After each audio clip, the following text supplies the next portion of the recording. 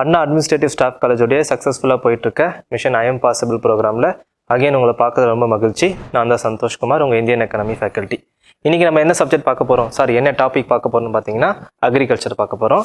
இது வரைக்கும் நம்ம எத்தனை கிளாஸஸ் முடிச்சிருக்கோம் அப்படின்னா மொத்தம் 8 கிளாஸஸ் சக்ஸஸ்ஃபுல்லாக முடிச்சிட்டோம். கரெக்டாக ஃபாலோ பண்ணிட்டு இருப்பீங்கன்னு நினைக்கிறேன். எல்லா சப்ஜெக்ட்ஸ்க்கும் நீங்கள் நல்லா சப்போர்ட் பண்ணுறீங்க, எக்கனாமிக்ஸ்க்கும் நல்லா சப்போர்ட் பண்ணுறீங்க, ரொம்ப நன்றி. ஓகேவா? நம்ம வந்து 8th அதாவது நித்தி ஆயோக் கிளாஸ் வந்து நித்தி ஆயோக்கும் லேண்ட் ரிஃபார்ம்ஸ் பற்றி பார்த்தோம், 2 டாப்பிக்கை பற்றி பார்த்தோம். இன்றைக்கி நம்ம எதை பற்றி பார்க்க போகிறோம்னு பார்த்தீங்கன்னா வேளாண்மை. ரொம்ப முக்கியமான டாப்பிக்கு, ரொம்ப இன்ட்ரெஸ்டிங்கான சப்ஜெக்ட்.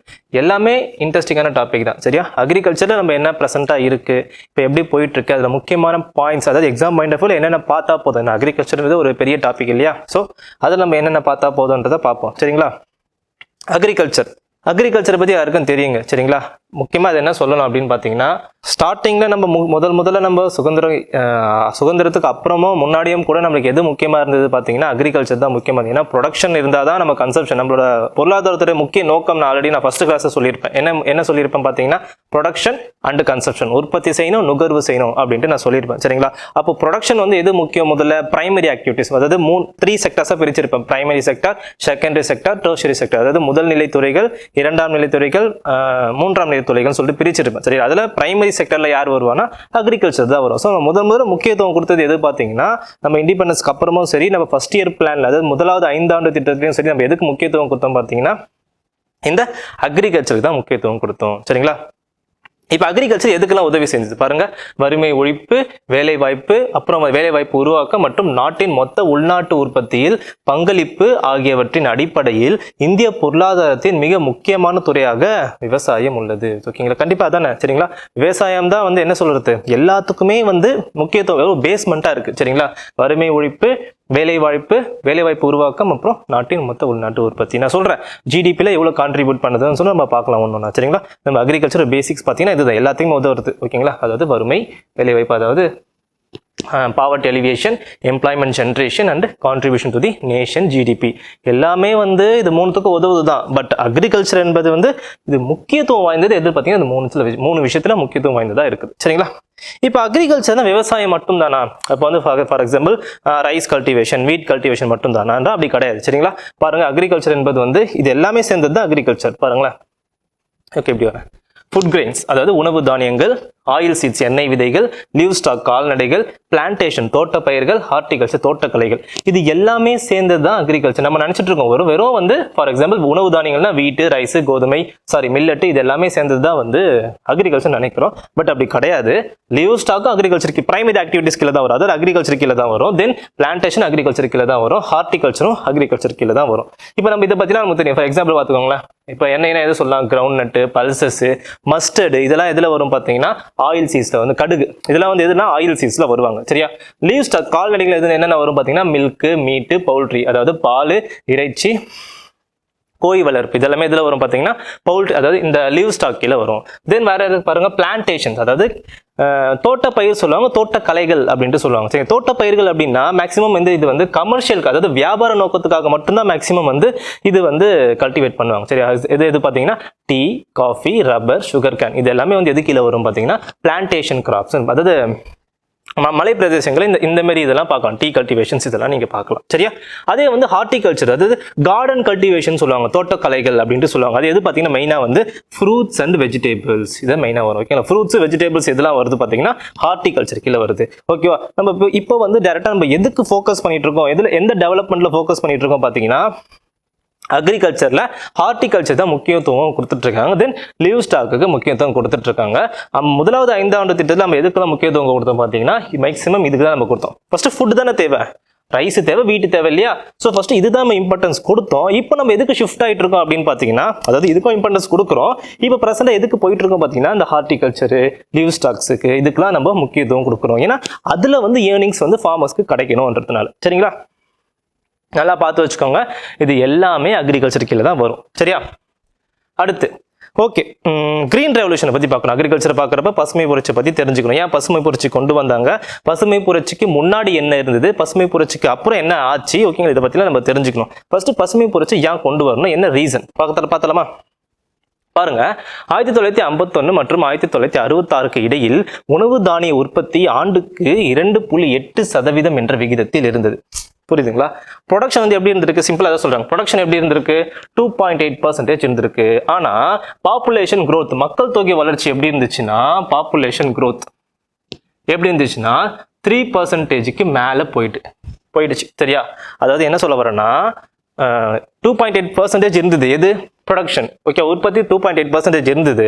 அதுக்கு ஈக்குவலா பாப்புலேஷன் கிடையாது. நம்ம இந்தியாவுடைய பாப்புலேஷன் வந்து இண்டிபெண்டன்ஸ் டேக்கு அப்புறம், அதாவது இந்த டைம்ல பாருங்க, இந்த டைம்ல வந்து பாப்புலேஷன் growth எப்படி இருந்துச்சு பாத்தீங்கன்னா, வளர்ச்சி வந்து பெர் ஆனம்க்கு ஒரு ஆண்டுக்கு வந்து 3% growth இருந்தது.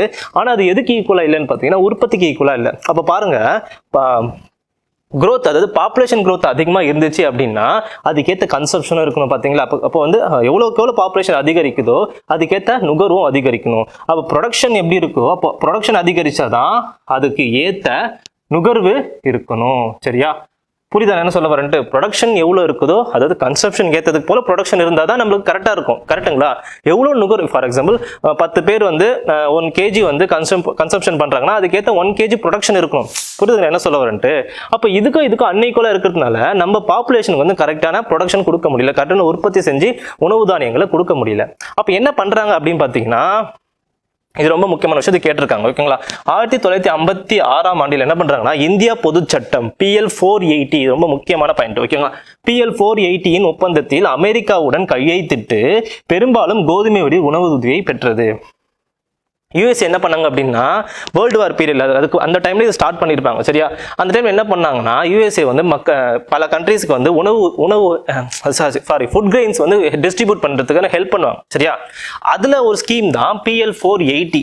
இந்த PL 480 மூலமா இந்தியா என்ன பண்ணுச்சு பார்த்தீங்கன்னா, யூஎஸ்ஏ கிட்ட முக்கியமா வீட்டு வாங்குச்சு. ஓகேவா? PL 480 முக்கியமா எது வாங்குச்சு பார்த்தீங்கன்னா, வீட்டு வாங்குச்சு. இன் தி ஃபார்ம் ஆஃப் தி வீட். எதனால? ப்ரொடக்ஷன் நமக்கு ஈக்குவலா இல்லை, ப்ரொடக்ஷனுக்கும் பாப்புலேஷன் growthக்கும் நமக்கு ஈக்குவல் இல்லை. ஏன்னா அன்இக்குவலா இருக்கிறதுனால பாப்புலேஷன் growthக்கு ஈக்குவலா நம்ம என்ன பண்ண முடியலன்னா, உணவு நம்ம உற்பத்தி செய்ய முடியல, ப்ரொடக்ஷன் பண்ண முடியல. அதனால யூஎஸ்ஏ கிட்ட என்ன பண்றாங்க, PL 480 அந்த வார்த்தை ஞாபகம் வச்சுக்கோங்க. அந்த வார்த்தையில இங்க பாருங்க, இந்த PL 480 மூலமா என்ன பண்றாங்க பாத்தீங்கன்னா, இந்தியா யூஎஸ்ஏ கிட்ட வீட்டை வந்து கடனா வாங்குறாங்க. சரியா? ரொம்ப முக்கியமான பாயிண்ட். ஓகேவா? இந்த இப்போ வந்து இப்போ என்ன சொல்ல வர அப்படி பாத்தீங்கன்னா, கிரீன் ரெவல்யூஷன் வந்து ஏன் கொண்டு வரதுக்கான ரீசன் என்ன பார்த்தீங்கன்னா, ப்ரொடக்ஷன் வந்து கம்மி ஆயிடுச்சு. பாருங்க, பிகாஸ் ஆஃப் எந்த ரீசனால வந்து நமக்கு ப்ரொடக்ஷன் கம்மியாச்சு அப்படின்னு பார்த்தீங்கன்னா, 2 ரீசன் பாருங்க. முதல்ல வந்து போர்கள். ஓகேவா? கரெக்ட் தானே? 1962 பாகிஸ்தான் போர், 1965 வந்து 1962 வந்து சைனா போர், 1965 வந்து பாகிஸ்தானோட போர். அப்புறம் வந்து வேற என்ன பிரச்சனை பார்த்தீங்கன்னா, வறட்சி, மான்சூன் ஃபெயிலியர் ஆயிடுச்சு. ஓகேவா? 1965 to 66 வந்து மான்சூன் ஃபெயிலியர். ஸோ இது 2 காரணத்தினால தான் நம்மளுக்கு ப்ரொடக்ஷன் வந்து நல்லா அதிகரிக்க முடியல. ஈக்குவல் டு த பாப்புலேஷன் வந்து 3% போகுது, ப்ரொடக்ஷன் வந்து 2.8% தான் இருக்குது. ஸோ வந்து ஏன் அதுக்கு ஈக்குவலாக நம்ம போக முடியல அப்படின்னு பார்த்தீங்கன்னா, இந்த ரீசன்ஸ் தான். என்ன ரீசன்ஸ்? வார்ஸ், 1962 சைனா போர், 1965 பாகிஸ்தான் போர், அண்ட் தென் 1965 66 டிராட்டு, பஞ்சம் ஏற்பட்டது. ஸோ இந்த காரணங்களால ப்ரொடக்ஷன் நம்ம கரெக்டாக கொடுக்க முடியல. சரியா? அதனால தான் நம்ம PL 480 அப்படின்றத நம்ம என்ன பண்ணோம், யூஎஸ்ஏ கிட்ட இருந்து நம்ம வீட் வந்து கடன் வாங்கிட்டு இருந்தோம். ஸோ அப்போ என்ன பண்ணணும், நம்ம ப்ரொடக்ஷன் இன்க்ரீஸ் பண்ணி கட்டாயத்தில் இருக்கிறோம். சரிங்களா? அப்போ வந்து கடன் வாங்கிட்டு இருக்கோம், அதிக காசு கொடுத்து நம்ம கடன் வாங்கிட்டு இருக்க முடியாது. ஸோ அப்போ என்ன பண்ணணும், நம்ம நாட்டில் என்ன பண்ணணும்னு பார்த்தீங்கன்னா, உற்பத்தியை அதிகரிக்கணும். அதுக்காக கொண்டு வரப்பட்டது தான் இந்த கிரீன் ரெவல்யூஷன், பசுமை புரட்சி. இப்போ புரியுதுங்களா ஏன் வந்து நம்ம பசுமை புரட்சிக்குள்ள போகணும்னு சொல்லிட்டு? இதுக்காக தான். பசுமை புரட்சினா என்ன? ஓகே, இது காரணங்களும் உங்களுக்கு இப்போ உங்களுக்கு யோசிக்க முடியுதா ஏன் வந்து கிரீன் ரெவல்யூஷன் போகணும்? ஏன்னா நம்மளால உற்பத்தி வந்து அந்த அளவுக்கு கொடுக்க முடியல.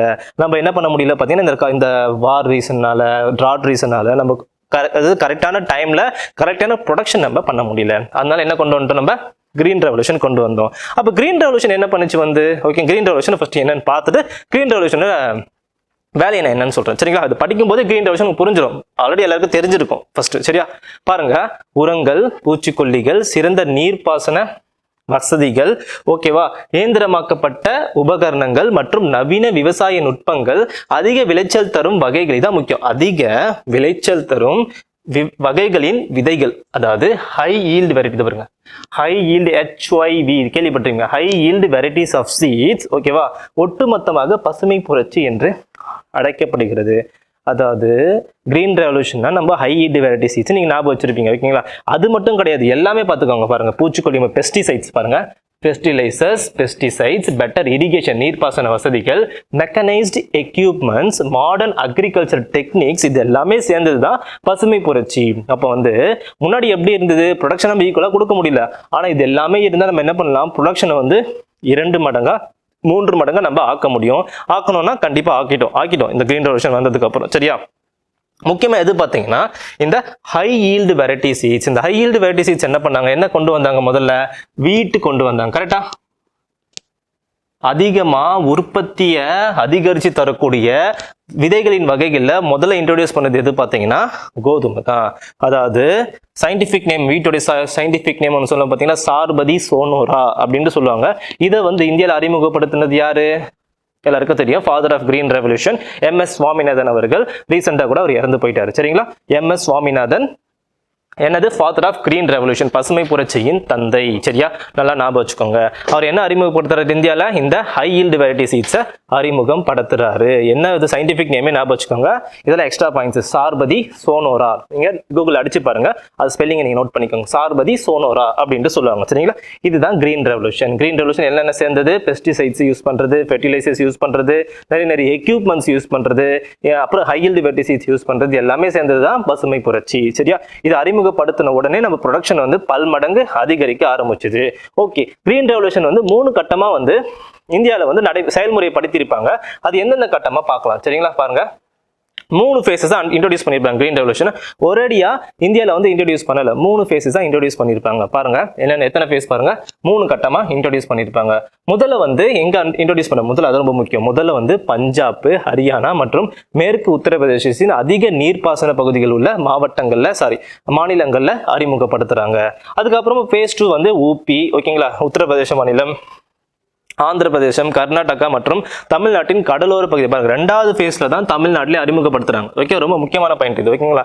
தமிழ்நாட்டின் கடலோர பகுதிகளில் புதிய பகுதிகளை என்ன பண்றாங்க, அறிமுகம் படுத்துறாங்க. அப்புறம் ஃபேஸ் 3ல வந்து மேற்கு வங்கம், பீகார், அசாம், ஒடிசா, அதாவது அந்த நார்த் ஈஸ்ட், அந்த ஈஸ்டர்ன் சைட் ஆஃப் இந்தியா வந்து அறிமுகப்படுத்துறாங்க.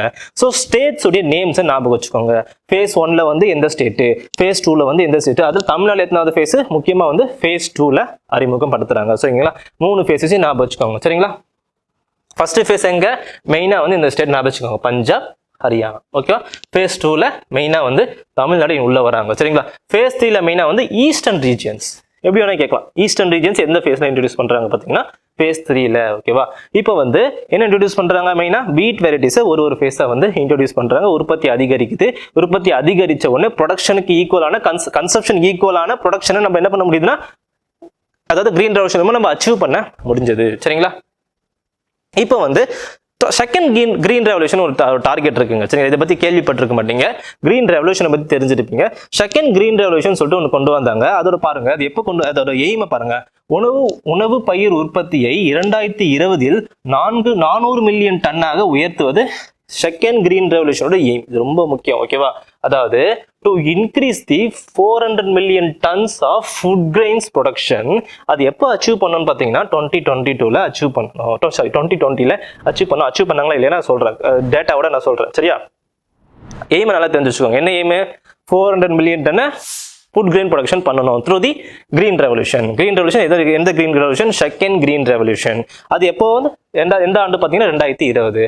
அப்போ வந்து இதோட எய்ம் பார்த்துட்டோம். அது எது மூலியமா அச்சீவ் பண்ணணும், இந்த 400 மில்லியன் டன்ஸ் எது மூலியமா அச்சீவ் பண்ணணும் அப்படின்ட்டு தெரிஞ்சு வச்சுக்கோங்க. எது மூலியமா பாருங்க, முதல்ல செகண்ட் கிரீன் ரெவல்யூஷன் திட்டத்தை கொண்டு வராங்க. எது பாருங்க, அதாவது ஒரு ஏக்கருக்கான உற்பத்தியை 2 மடங்காக்கணும். ஓகே, 2 மடங்காக்கணும் தரக்கூடிய மரபணு மாற்றம் செய்யப்பட்ட விதைகளை அறிமுகம் செய்தல். ஜெனட்டிக்கலி மாடிஃபைடு கிராப்ஸ், ரொம்ப முக்கியம் இந்த வேர்டு. ஓகேங்களா?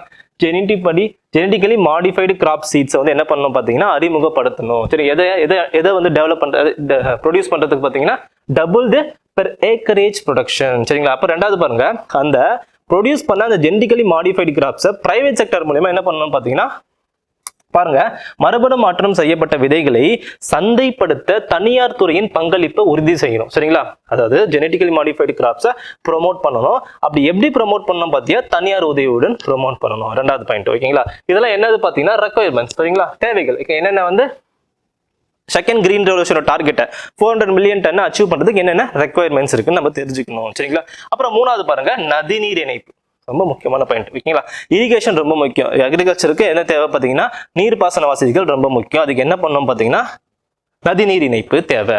ஸோ இந்த மூணுமே எதுக்கான ரெக்குயர்மெண்ட்ஸ்? செகண்ட் கிரீன் ரெவல்யூஷனுக்கான ரெக்குயர்மெண்ட்ஸாக இருக்குது. ஸோ 3 பாயிண்ட் என்ன வச்சுக்கோங்க. First GM crops, genetically modified crops, மரபணு மாற்றப்பட்ட விதைகளை அறிமுகப்படுத்துறீங்க. தென் பிரைவேட் செக்டர் உதவியோட அதை வந்து வியாபார கமர்ஷியல் பண்றீங்க. அதாவது என்ன பண்றீங்க பார்த்தீங்கன்னா பாருங்க, விதைகளை சந்தைப்படுத்தணும். மார்க்கெட் பிரைஸ் என்ன பண்ணணும் பாருங்க, market the usage of the GM crops. அப்புறம் 3வது பாருங்க லிங்கிங் ஆஃப் த ரிவர்ஸ். ஓகேங்களா? 3 பாயிண்ட் ரொம்ப ஞாபகம் வச்சுக்கோங்க. இதெல்லாம் செகண்ட் கிரீன் ரெவல்யூஷனோட target. First green revolution achieve பண்ணிட்டு ப்ரொடக்ஷன் இன்க்ரீஸ் பண்ணிட்டாங்க.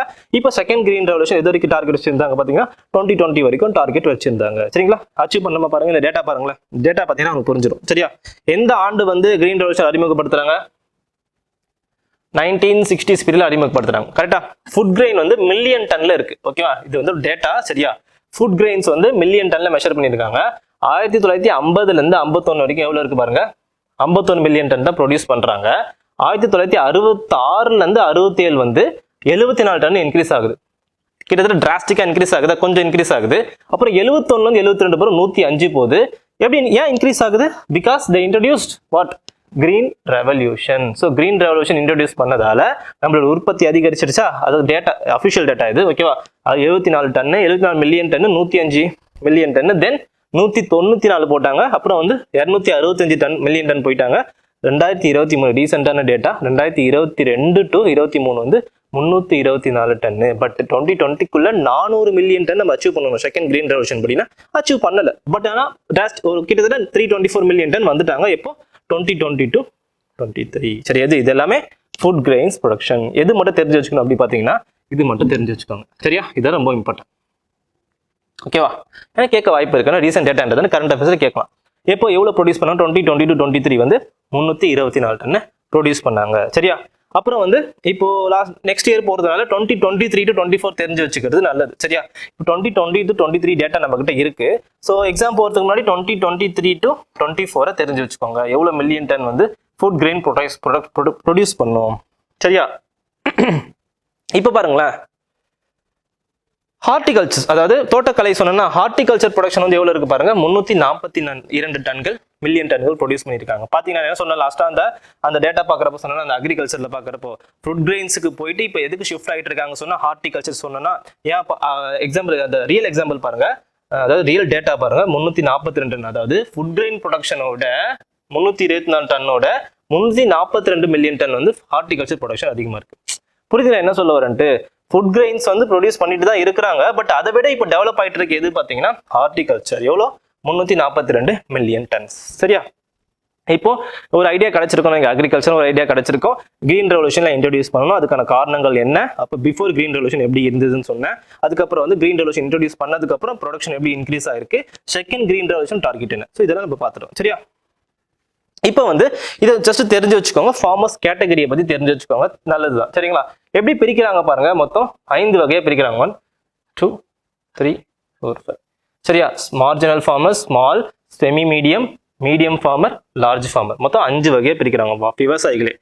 எப்படி பிரிக்கிறாங்க பாத்தீங்கன்னா, அவங்க எவ்வளவு ஹெக்டேர்ஸ் வந்து வச்சிருக்காங்க அதை பொறுத்து பிரிக்கிறாங்க. ஓகேங்களா? விளிம்பு நிலை ஃபார்மர்ஸ் அப்படின்னா 0 to 1 ஹெக்டேர் வச்சிருக்காங்க. ஓகேங்களா? சிறிய ஸ்மால் ஃபார்மர்ஸ்னா 1 to 2 வச்சிருப்பாங்க. ஓகேவா? அரை நடுத்தர விவசாயிகள் அப்படின்னா 2 to 4 ஹெக்டேர் வச்சிருப்பாங்க. நடுத்தர விவசாயிகள் வந்து 4ல இருந்து 10 ஹெக்டேர்ஸ் வச்சிருப்பாங்க. பெரிய விவசாயிகள் வந்து 10 ஹெக்டேர்ஸ்க்கு மேல வச்சிருந்து அவங்க பெரிய விவசாயிகளா கிளாசிஃபை பண்றாங்க. சரியா? இதை நான் ஏன் சொல்ல வரேன் அப்படின்னா, ஒரு சில ஸ்கீம்ஸுக்கு வந்து இவங்க 2 பேர் மட்டும் தான் தகுதி அடைந்தவங்களா இருப்பாங்க. ஃபார் எக்ஸாம்பிள், ஓகேவா, விளிம்பு நிலை சிறிய ஃபார்மர்ஸ் மட்டும் தான் அந்த ஸ்கீம்ஸ்க்கு தகுதியா இருப்பாங்க. அதாவது ஸ்மால் அண்ட் மார்ஜினல் ஃபார்மர்ஸ் மட்டும்தான் அந்த ஸ்கீமுக்கு வந்து எலிஜிபிளா இருப்பாங்க. ஸோ நல்லா ஞாபகம் வச்சுக்கோங்க. For example, Kisan credit card ஒன்று சொல்லியிருப்பேன், அதுக்கு வந்து எல்லா ஃபார்மர்ஸும் எலிஜிபிள். இப்படி கிளாசிஃபை பண்ண மாட்டாங்க. நான் ஒரு ஸ்கீம் சொல்றேன், அந்த ஸ்கீம் நம்ம போக போக பார்ப்போம். அந்த ஸ்கீமுக்கு வந்து இவங்க 2 பேர் மட்டும் தான் எலிஜிபிள். அதாவது மார்ஜினல் ஃபார்மர்ஸ், ஸ்மால் ஃபார்மர்ஸ் மட்டும் தான் எலிஜிபிளா இருப்பாங்க. சரியா? நம்ம கொஞ்சம் பார்த்துட்டு வரலாம். இந்த ஹெக்டேர்ஸும் இந்த கிளாசிஃபிகேஷன் ஞாபகம் வச்சுக்கோங்க, ரொம்ப முக்கியம். சரியா? ஓகே, அடுத்து நம்ம என்ன பார்க்க போறோம்னு பார்த்தீங்கன்னா, சப்சிடியை பத்தி பார்க்க போறோம். அதாவது மானியத்தை பத்தி பார்க்க போறோம். அக்ரிகல்ச்சர் ப்ரொடக்ஷன் வந்து விவசாய உற்பத்தியை ஊக்குவிக்கிறதுக்கு மானியம் வந்து கொடுக்கறது வந்து ரொம்ப அவசியமா இருக்கு. நம்ம மானியத்தை பத்தினா நான் ஃபர்ஸ்ட் கிளாஸ்ல எக்ஸ்பிளைன் பண்ணியிருப்பேன். மானியம்னா வந்து யார் தர்றது பார்த்தீங்கன்னா, கவர்மெண்ட் வந்து மக்களுக்கு தர்றது தான் மானியம் சொல்றாங்க. எதுல எப்படி தருவாங்க பார்த்தீங்கன்னா, காசு மெயினா வந்து கேஷ் பேமெண்ட்டாக தான் இருக்கும். சரிங்களா? நான் படிக்கிறேன் பாருங்க.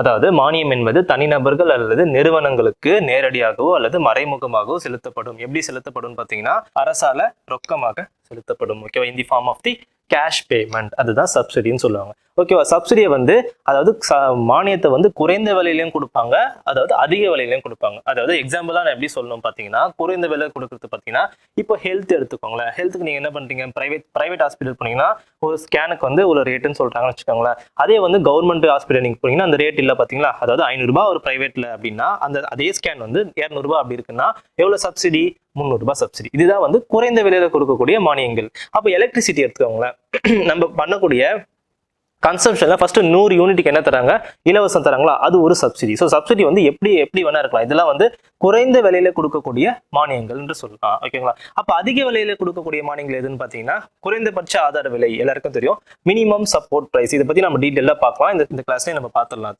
சரிங்களா, குறைந்தபட்ச ஆதார விலை என்னன்னு பாத்தீங்கன்னா அதாவது அதிகரித்த சப்சிடி, அதாவது இன்க்ரீஸ்டு சப்சிடின்னு சொல்லுவாங்க, இன்க்ரீஸ்டு பிரைஸ் சப்சிடின்னு சொல்லுவாங்க. நீங்க தெரியல, எம்எஸ்பி என்ன பண்ணுவாங்க, நீங்க அந்த வீட்டை வந்து ஃபார்மர் வந்து ப்ரொடியூஸ் பண்றேன்னா அதுக்கு ஒரு விலையை வந்து தீர்மானிப்பாங்க. ஒரு மார்க்கெட் பிரைஸோட, சந்தை விலையோட அதிகமா வந்து தீர்மானிக்கிறது என்னது பாத்தீங்கன்னா எம்எஸ்பி பத்தி டீடைல்டா பார்க்கலாம். ஜஸ்ட் இப்போ தெரிஞ்சு வச்சுக்கோங்க, எது எம்எஸ்பினா என்ன, அதாவது increased subsidy, increased price subsidy அப்படின்னு சொல்லுவாங்க. அதாவது அதிகரித்த விலை மானியம் அப்படின்னு சொல்லுவாங்க, புரிஞ்சுக்கோங்க. சரியா, அதாவது நான் என்ன சொல்ல வரேன் அப்படின்னு பார்த்தீங்கன்னா சப்சிடியை வந்து குறைந்த விலையிலும் கொடுக்கலாம், அதிகரித்த விலையிலும் கொடுக்கலாம். எக்ஸாம்பிள் என்ன சொன்னேன், ஹெல்த் சொல்லியிருப்பேன், எலக்ட்ரிசிட்டி சொல்லியிருப்பேன். இதெல்லாம் வந்து குறைந்த விலையில கொடுக்கக்கூடிய மானியம், அது வந்து அதிக விலையில கொடுக்கக்கூடிய மானியங்கள் என்று சொல்லலாம். சரியா, இப்போ வந்து சப்சிடியை வந்து 3 டைப்ஸா கிளாசிஃபை பண்ணாங்க. அதாவது கொடுக்கக்கூடிய சப்சிடி வந்து எந்த விதத்துல கொடுக்குறாங்க. உதாரணத்துக்கு பாருங்க, விலை மானியங்கள், நேரடி பயன் பரிமாற்றம், அது வந்து வருவாய் ஆதரவு, அதாவது இங்கிலீஷ்ல சொல்லணும் பார்த்தீங்கன்னா price subsidy, direct benefit transfer, income support அப்படின்ட்டு சொல்லுவாங்க. சரியா, இப்போ ஒன்று நான் எக்ஸ்பிளைன் பண்ணுறேன், நல்லா லிசன் பண்ணிக்கோங்க. சரியா, புரியுது. அதாவது எக்ஸாம்பிள்ஸோட நான் சொல்கிறேன், ப்ரைஸ் சப்சிடினா என்ன பண்ணுவாங்கன்னு சொல்கிறேன். இன்கம் 2014, அதாவது 2014 வரைக்கும் நம்ம எதை ஃபாலோ பண்ணிட்டு இருந்தோம் பார்த்தீங்கன்னா விலை மானியங்களை நம்ம ஃபாலோ பண்ணிட்டு இருந்தோம். அதுக்கப்புறமா என்ன போயிட்டுன்னு பார்த்தீங்கன்னா நேரடி பயன் பரிமாற்றம். ஓகேவா, நான் எக்ஸ்பிளைன் பண்ணுறேன், நல்லா புரிஞ்சுக்கோங்க. சரியா, ஃபர்ஸ்ட் ஆஃப் ஆல் என்ன பார்த்தீங்கன்னா ப்ரைஸ் சப்சிடி, அதாவது விலை மானியம்.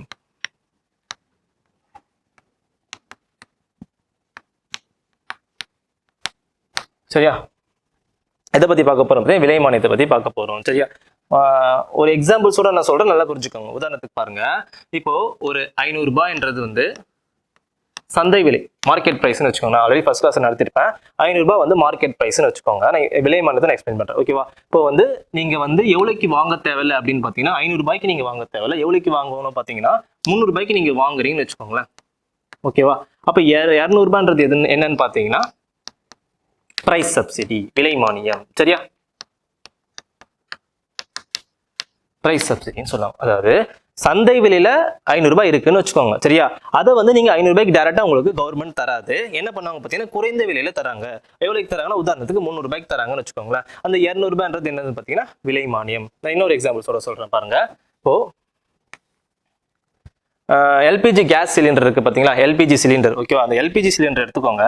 அது யார் வந்து டிஸ்ட்ரிபியூட் பண்றா பாத்தீங்கன்னா இந்தியன் ஆயில் கார்பரேஷன், IOCL நான் வச்சுக்கோங்க. இந்தியன் ஆயில் கார்பரேஷன் தான் அந்த எல்பிஜி சிலிண்டரை வந்து டிஸ்ட்ரிபியூட் பண்ணுது. ஓகேவா, IOCL. ஓகேவா, இந்த IOCL தான் என்ன பண்ணுது பாத்தீங்கன்னா சிலிண்டர் வந்து மக்களுக்கு தருது. ஓகேவா, எவ்வளவுக்கு தராது பாத்தீங்கன்னா ஃபார் எக்ஸாம்பிள் அதே கான்செப்ட் வரும். மார்க்கெட் பிரைஸ் வந்து 800 ரூபான்னு வச்சுப்போம். அதாவது அவங்க உற்பத்தியில விற்கிற விலை. ஓகே, IOCL உற்பத்தி செஞ்சு எவ்வளவுக்கு விற்கிறாங்கன்னு பாத்தீங்கன்னா 800 ரூபாய்க்கு விற்கிறாங்க. ஓகேவா, 800 ரூபாய்க்கு விற்கிறது என்ன பண்ண போறாங்க அப்படின்னு பாத்தீங்கன்னா 800 ரூபாய்க்கு விற்க விட மாட்டாங்க. யார் விற்க விட மாட்டாங்க பாத்தீங்கன்னா கவர்மெண்ட் விற்க விட மாட்டாங்க. ஏன்னு பாத்தீங்கன்னா அவங்க விலை மானியத்துல பீப்புளுக்கு கொடுக்கணும். ஓகேவா, அப்போ வந்து 2 டைப்பா பிரிச்சுக்கலாம். ஓகேவா, ஃபர்ஸ்ட் வந்து கேஸை வந்து வீட்டுக்கும் யூஸ் பண்ணலாம், அதாவது ரெசிடென்ஷியல்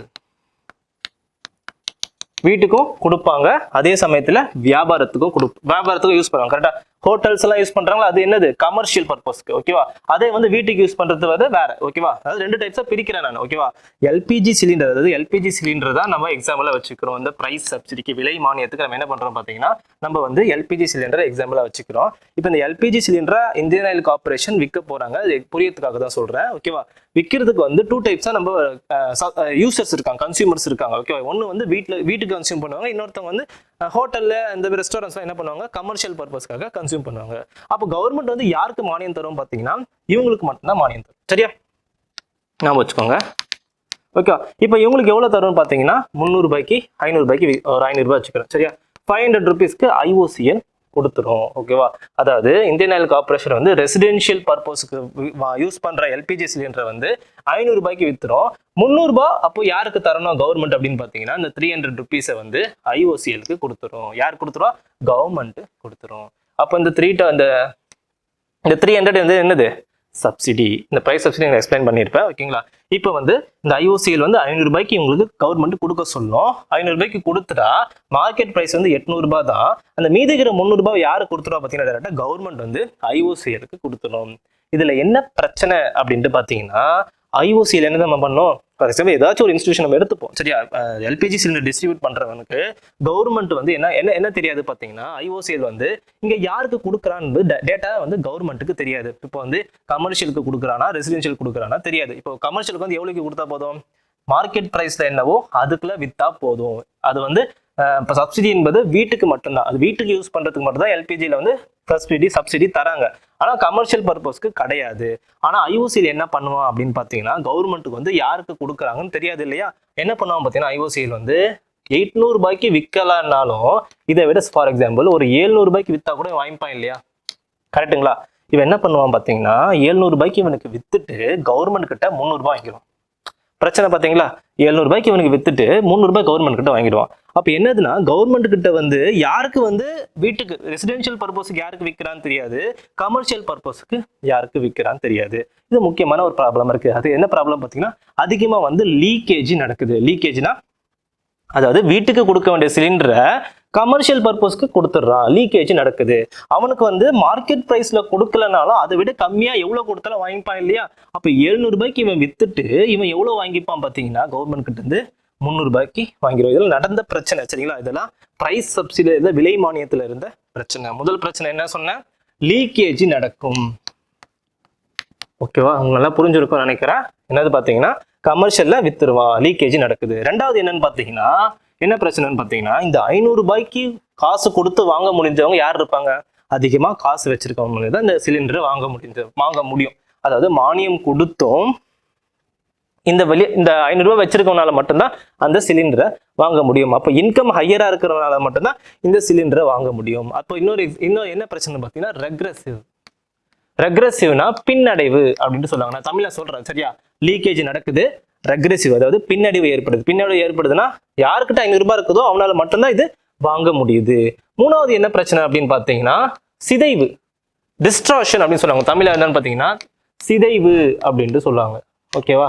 சிதைவுனா மார்க்கெட் டிஸ்ட்ராக்ஷன். ஓகே, இங்கிலீஷ்ல. தமிழ்ல என்னன்னு பாத்தீங்கன்னா சிதைவு, சந்தை சிதைவு அப்படின்னு. சந்தை சிதைவு அப்படின்னா உதாரணத்துக்கு இப்ப MSP எடுத்துக்கோங்களேன், மினிமம் சப்போர்ட் பிரைஸ். ஓகேங்களா?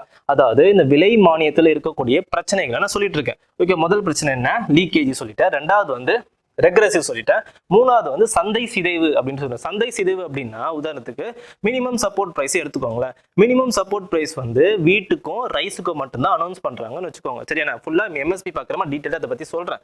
ஓகேவா? வீட்டுக்கும் ரைஸுக்கும் மட்டும்தான் அனௌன்ஸ் பண்றாங்கன்னு வச்சுக்கோங்களேன். அப்போ ஃபார்மர் என்ன பண்ணுவான்?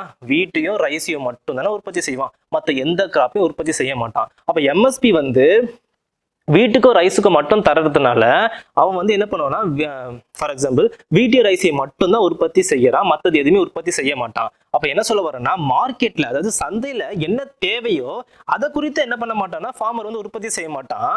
எப்படி உற்பத்தி செய்ய மாட்டான்? எதுக்கு வந்து குறைந்தபட்ச ஆதார விலை தராங்க அதுக்கு அதை பார்த்து தான் என்ன பண்ணுவான்னு பார்த்தீங்கன்னா விவசாயி வந்து உற்பத்தி செய்வான். ஸோ அதனால என்ன நடக்குது பார்த்தீங்கன்னா மூணாவது சிதைவு ஏற்படுது, அதாவது மார்க்கெட் டிஸ்ட்ராக்ஷன் ஏற்படுது. மார்க்கெட்ல என்ன தேவையோ அதை என்ன பண்ண மாட்டான் விவசாயி உற்பத்தி செய்ய மாட்டான். MSP எதுக்கு தராங்களோ அதுக்கு மட்டும்தான் உற்பத்தி செய்யறான். அப்ப MSP எதுக்கு மட்டும் இப்ப அனௌன்ஸ் பண்ணிட்டு இருக்காங்க அப்படின்னு பாத்தீங்கன்னா எல்லாம் அதை நான் டீட்டெயிலா எக்ஸ்பிளைன் பண்றேன். உதாரணத்துக்கு வீட்டுக்கும் ரைஸ்க்கும் அனௌன்ஸ் பண்றது மட்டும் தான் விவசாயி வந்து ப்ரொடியூஸ் பண்றான். அப்ப என்ன நடக்குது? மூணாவது சிதைவு ஏற்படுது. சரிங்களா? அதாவது என்ன சொல்ல வரேன்னா இந்த மானியம் வந்து அந்த 2 கிராப்புக்கு மட்டும்தான் தரான், மற்றது எதுவுமே தர மாட்டான்.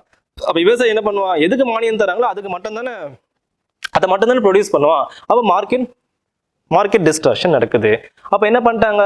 இதுல இவ்வளவு பிரச்சனை இருக்கு. இதுல இந்த பிரைஸ் சப்சிடி விலை மானியத்துல இவ்வளவு பிரச்சனை இருக்கிறதுனால எதுக்கு போயிட்டாங்க அப்படின்னு பாத்தீங்கன்னா ரெண்டாவது பாத்தீங்கன்னா டைரக்ட் பெனிஃபிட் டிரான்ஸ்ஃபருக்கு போயிட்டாங்க. அதாவது நேரடி பயன் பரிமாற்றத்துக்கு போயிட்டாங்க. நீங்க பார்த்துருப்பீங்களா, முன்னாடிலாம் வந்து நம்ம சிலிண்டரை வந்து மானியத்துல தான் வாங்கிட்டு இருந்தோம். அதுக்கப்புறமா நீங்க என்ன பண்ணிட்டு நினைச்சிருப்பீங்க சார், என்ன பார்த்துருப்பீங்க அப்படின்னு பார்த்தீங்கன்னா, உங்க அக்கௌண்ட்ல வந்து காசு போகும். பார்த்தீங்களா, எப்பெல்லாம் நீங்க சிலிண்டர் வாங்குறீங்களோ உங்க அக்கௌண்ட்ல போய் ஒரு காசு சேரும். எப்படி பார்த்தீங்கன்னா, ஃபர்ஸ்ட் இதை எக்ஸ்பிளைன் பண்ணிடுறேன் எப்படின்ட்டு. அதாவது டைரக்ட் பெனிஃபிட் ட்ரான்ஸ்ஃபர். ஓகேவா, இப்போ டைரக்ட் பெனிஃபிட் ட்ரான்ஸ்ஃபர் ரெண்டாவது போயிட்டாங்க. இதுல என்ன எக்ஸாம்பிள் அப்படின்னு பார்த்தீங்கன்னா, இப்போ அதே வந்து எல்பிஜி சிலிண்டர் எடுத்துக்கிறேன். ஐஓசிஎல் இருக்கான், ஓகேவா, எல்பிஜி டிஸ்ட்ரிபியூட் பண்றான். ஓகேவா, என்ன சொல்லுதுன்னா கவர்மெண்ட், நான் வந்து உனக்கு மானியம் டைரக்டா தர போறது இல்ல, நீ என்ன பண்ற, நீ யாருக்கு தரன்னு தெரியறது இல்ல, நீ வந்து ரெசிடென்ஷியல் பர்பஸுக்கு தரியா இல்ல கமர்ஷியலுக்கு தரியா எனக்கு தெரியல, நீ என்ன பண்ண அப்படின்னா 800 ரூபாய்க்கு நீ எல்லாருக்கும் வித்துரு. நீ எல்லாருக்குமே 800 ரூபாய்க்கு கொடுத்துருப்பா, யாரா இருந்தாலும் சரி, ரெசிடென்ஷியலா இருந்தாலும் சரி, வியாபாரத்துக்காக இருந்தாலும் சரி, கமர்ஷியலா இருந்தாலும் சரி, நீ என்ன பண்ணு, 800 ரூபாய்க்கு நீ கொடுத்துரு. நான் என்ன பண்ண போறேன் அப்படின்னு பாத்தீங்கன்னா, ரெசிடென்ஷியலோட பீப்புளோட அக்கௌண்ட்டுக்கு வந்து நான் என்ன பண்ண போறேன்னு பாத்தீங்கன்னா, அக்கௌண்ட்டுக்கு நான் வந்து 300 ரூபாய் அனுப்பிடுறேன். புரியுதா? இப்போ வந்து லீக்கேஜ் நடக்காதா? நீ எல்லாருக்கும் என்ன பண்ண சொல்லிட்டான் பாத்தீங்கன்னா, 800 ரூபாய்க்கு கவர்மெண்ட் வந்து கொடுக்க சொல்லிட்டாங்க. அப்போ லீக்கேஜ் நடக்க வாய்ப்பே கிடையாது. நீ வந்து இந்த ரெசிடென்ஷியல் கொடுக்க வேண்டிய மானியத்தை நீ கமர்ஷியல் கொடுத்து ஏமாத்திடுற கவர்மெண்ட்டை. இப்போ என்ன பண்ண போற, நீ வந்து டைரக்டா 800 ரூபாய்க்கு கொடுத்து நீ வித்துற சொல்ற. ஓகேவா, இப்போ என்ன பண்ண போறேன்னா, அக்கௌண்ட்ல, அதாவது ரெசிடென்ஷியல் பீப்புள் இருக்காங்க பாத்தியா, அவங்களுடைய அக்கௌண்ட்டுக்கு அந்த மானியமான விலையை வந்து நான் அனுப்பிடுறேன். அது 300 rupees நான் அனுப்பிடுறேன். 2014 என்ன பண்ணாங்க தெரியுமா, ஜாம்னா என்ன, ஜன்தன் ஆதார் மொபைல், ஜன்தன் அக்கௌண்ட்ஸ், பிரதான் மந்திரி ஜன்தன் யோஜனா. எல்லாரும் என்ன பண்ண சொன்னாங்க, அக்கௌண்ட்டை கிரியேட் பண்ணுங்கப்பா, எல்லாரும் கம்பல்சரி பேங்க் அக்கௌண்ட் கிரியேட் பண்ணணும்னு சொல்லிட்டாங்களா. தென் என்ன பண்ண சொன்னா, கிரியேட் பண்ணதுக்கு அப்புறம் ஆதாரை லிங்க் பண்ண சொன்னாங்க, அப்புறம் மொபைல் நம்பரை லிங்க் பண்ண சொன்னாங்களா, ஜாம் இன்ட்ரோடியூஸ் பண்ணாங்களா. இதுக்காகத்தான் உங்களுடைய மானியத்தை வந்து டைரக்டா உங்க அக்கௌண்ட்டுக்கே கொடுக்கறதுக்காக தான் இந்த ஸ்கீமை கொண்டு வந்துட்டு இதை இன்ட்ரோடியூஸ் பண்ணாங்க. ஓகேவா, இதுல ஃபர்ஸ்ட் 3 பிரச்சனைகள், என்னென்ன பிரச்சனைகள் இருக்கு, லீக்கேஜ், ரெக்ரெசிவ், மார்க்கெட் ரிஸ்க், சந்தை சிதைவு. ஓகேங்களா, இந்த 3 பிரச்சனை இந்த விலை மானியத்துல இருந்தது. இப்போ டிபிடி, அதாவது டைரக்ட் பெனிஃபிட் டிரான்ஸ்ஃபர், அதாவது நேரடி பயன் பரிமாற்றத்தை அறிமுகப்படுத்தினதுக்கு அப்புறம் என்ன இல்லைன்னு பாத்தீங்கன்னா, லீக்கேஜ் கிடையாது. ஏன்னா பாருங்க, எல்லாருக்கும் வந்து 800 ரூபாயில வித்துறான் ஐஓசிஎல், இந்தியன் ஆயில் கார்பரேஷன் வித்துறாங்க. ஓகேவா, கமர்ஷியலுக்கு மட்டும் கிடையாது மானியம். யாருக்கு மட்டும் கொடுத்துறாங்க, கரெக்ட் அக்கௌண்ட் நம்பர்ல 300 ரூபாய் வந்து கொடுத்துறதுனால என்ன இல்ல, லீக்கேஜ் கிடையாது, லீக்கேஜ் இல்ல. அது என்ன ரெக்ரெசிவ் சொன்னா, ரெக்ரெசிவ் என்ன தமிழ்ல பின்னடைவு அப்படின்னு சொன்னேன். அப்போ நல்லா யோசிச்சு பாருங்க, இன்கம் 500 ரூபாய் இருக்குனால மட்டும்தான் அந்த சிலிண்டரை வாங்க முடியும். ஆனா இந்த கேஸ்லயே அதே பிரச்சனை இருக்கு பாருங்க. ஓகே, 800 ரூபாய் காசு கொடுத்து அவன் வாங்கினா தான் அவனுக்கு எவ்வளவு கிடைக்கும், 300 ரூபாய் மானியம் கிடைக்கும். அப்போ 800 ரூபாய் காசு யார்கிட்ட இருக்கோ அவனால மட்டும்தான் வாங்க முடியும். அப்போ இன்கம் ஹையரா இருக்கணும்னால மட்டும்தான் இந்த சப்சிடியை கிளைம் பண்ண முடியும். ஓகேவா, அப்போ என்ன பிரச்சனை போகல, டைரக்ட் பெனிஃபிட் ட்ரான்ஸ்ஃபர் இன்ட்ரோடியூஸ் பண்ணதுக்கு அப்புறம் இந்த ரெக்ரெசிவ் பிரச்சனை இருக்குது, சிதைவும் இருக்குது. புரியுதுங்களா? அதான் எம்எஸ்பி எடுத்துக்கோங்க, எம்எஸ்பில அதே தான். ஓகேங்களா, அதாவது வீட் அண்ட் ரைஸ் ப்ரொடியூஸ் பண்றவங்க மட்டும்தான் அக்கௌண்ட்ல வந்து எம்எஸ்பி போடுவான். அப்போ வீட் அண்ட் ரைஸ் யார் ப்ரொடியூஸ் பண்றாலும் அவங்களுக்கு மட்டும் தான் மானியம் கிடைக்குது. அப்போ சந்தை சிதைவும் ஏற்படுது. உங்களுக்கு புரியல, 2-3 வாட்டி நீங்க ரிப்பீட் பண்ணி கேட்டீங்கன்னா உங்களுக்கு அண்டர்ஸ்டாண்ட் ஆயிடும். சந்தை சிதைவு தான் என்ன, லீக்கேஜ்னா என்ன, ரெக்ரெசிவ்னா என்ன. அப்போ டிபிடி இன்ட்ரோடியூஸ் பண்ணது ஒரே ஒரு பிரச்சனை தான் தீர்ந்துச்சு. என்ன பிரச்சனை தீர்ந்துச்சு, லீக்கேஜ் மட்டும் தான் தீர்ந்துச்சு, பின்னடைவும் இருந்துச்சு, சந்தை சிதைவும் இருந்துச்சு. ஓகேவா, டிபிடினா என்ன, டைரக்ட் பெனிஃபிட் டிரான்ஸ்ஃபர், நேரடியா அந்த பையனை வந்து உங்க அக்கௌண்ட்டுக்கு கொடுத்துருவாங்க. அதான் எக்ஸாம்பிள். அப்போ இதுல பிரச்சனை இருக்கு. அடுத்தது என்ன போயிட்டோம் பாத்தீங்கன்னா, வருவாய் ஆதரவுக்கு போயிட்டோம். இன்கம் சப்போர்ட்னா என்ன பண்ணுங்க, நான் வந்து இதுக்கு தான் கொடுக்கணும், நான் கொடுக்க போறது இல்லை. அதாவது வீட்டு ப்ரொடியூஸ் பண்ணாதான் உங்களுக்கு எம்எஸ்பி, வீட்டு ப்ரொடியூஸ் பண்ணதான் உங்களுக்கு குறைந்தபட்ச ஆதரவு கொடுக்க போறேன்னா கிடையாது. என்ன பண்ண போறேன் அப்படின்னு பாத்தீங்கன்னா, நீங்க என்ன வேணா ப்ரொடியூஸ் பண்ணுப்பா, நான் என்ன பண்ண போறேன்னா ஒரு அமௌண்ட் உங்க அக்கௌண்ட் கொடுத்துருவேன் அப்படி சொல்லிட்டாங்க. இது அடுத்த கட்டத்துக்கு போனது. அதாவது முதல்ல இது இருந்துச்சு, ரெண்டாவது இது இருந்துச்சு, மூணாவது இது இருந்துச்சு. ஓகேவா, இப்போ மூணாவது என்ன பாத்தீங்கன்னா, அதாவது கவர்மெண்ட் வந்து சொல்ல போல, ஓகேவா, இது ப்ரொடியூஸ் பண்ணாதான் உனக்கு வந்து சப்சிடி, இதை வாங்கினாதான் உனக்கு இது சப்சிடின்னு சொல்லல. நான் என்ன போறேன்னா, டைரக்டா உனக்கு ஒரு சப்சிடியை கொடுத்துறேன், விலை ஒரு மானியத்தை கொடுத்துறேன். நீ என்ன பண்ணு பாத்தீங்கன்னா, அதை வச்சு நீ என்ன பண்ணணுமோ பண்ணிக்கோ. அப்ப என்ன பண்ணுவாங்க, மார்க்கெட்ல என்ன தேவையோ அந்த காசை வச்சு உற்பத்தி செய்வாங்க. கரெக்டா, நான் வந்து எம்எஸ்பி நடத்துறப்போ நான் சொல்றேன். இன்கம் சப்போர்ட்னா என்ன, அதாவது எல்பிஜி வாங்கினாதான் உனக்கு மானியம் இருக்குன்னு கிடையாது, இதை ப்ரொடியூஸ் பண்ணதான் உனக்கு மானியம்னு கிடையாது. என்ன வேணா பண்ணு, ஓகேங்களா, நான் உனக்கு அக்கௌண்ட்ல காசு கொடுத்துட்றேன். அந்த அக்கௌண்ட்ல யாருக்கு இப்ப காசு கொடுக்குறாங்க பாத்தீங்கன்னா, சர்டைன் பீப்புளுக்கு மட்டும் தான் கொடுக்குறாங்க, எல்லாருக்கும் கொடுக்கல. ஓகே, உங்களுக்கு கிடைக்குதுன்னா கிடைக்கல இல்லையா. சர்டைன் பீப்புள், ஃபார் எக்ஸாம்பிள் ஃபார்மர்ஸ்க்கு கிடைக்குது, லேண்ட்லெஸ் லேபருக்கு கிடைக்குது. ஓகேங்களா, இன்ஃபார்மல் செக்டர்ஸ் ஒர்க் பண்ற சிறு தொழில் செய்யறவங்களுக்கு தான் இதெல்லாம் கிடைக்குது, இந்த இன்கம் சப்போர்ட் கிடைக்குது. எல்லாருக்குமே இப்போ அனௌன்ஸ் பண்ணல, யாருக்குமே வந்து அதாவது இப்போ சொல்லியிருக்காங்களா என்ன யூனிவர்சல் பேசிக் இன்கம், குறைந்தபட்ச அது உலகளாவிய யூனிவர்சல் பேசிக் இன்கம் எல்லாருக்கும் ஒரு குறைந்தபட்ச வரியை கொடுத்துடணும், இன்கம் கொடுத்துடணும்ன்றது எய்ம். ஆனா இப்போ அப்படி கொடுக்கறது இல்லை. இந்த இன்கம் சப்போர்ட் வந்து யாருக்கு கொடுக்குறாங்க, ஒரு சர்டன் பீப்புளுக்கு மட்டும்தான் கொடுக்குறாங்க. அதாவது இப்போதைக்கு யாருக்கு கொடுத்துருக்காங்க, விவசாயிகளுக்கு மெயினா கொடுத்துட்டு இருக்காங்க. அதுக்கு ஒரு ஸ்கீம் இருக்கு, நான் சொல்றேன். சரியா, இப்போ உங்களுக்கு இது புரிஞ்சிருக்கும்னு நினைக்கிறேன்.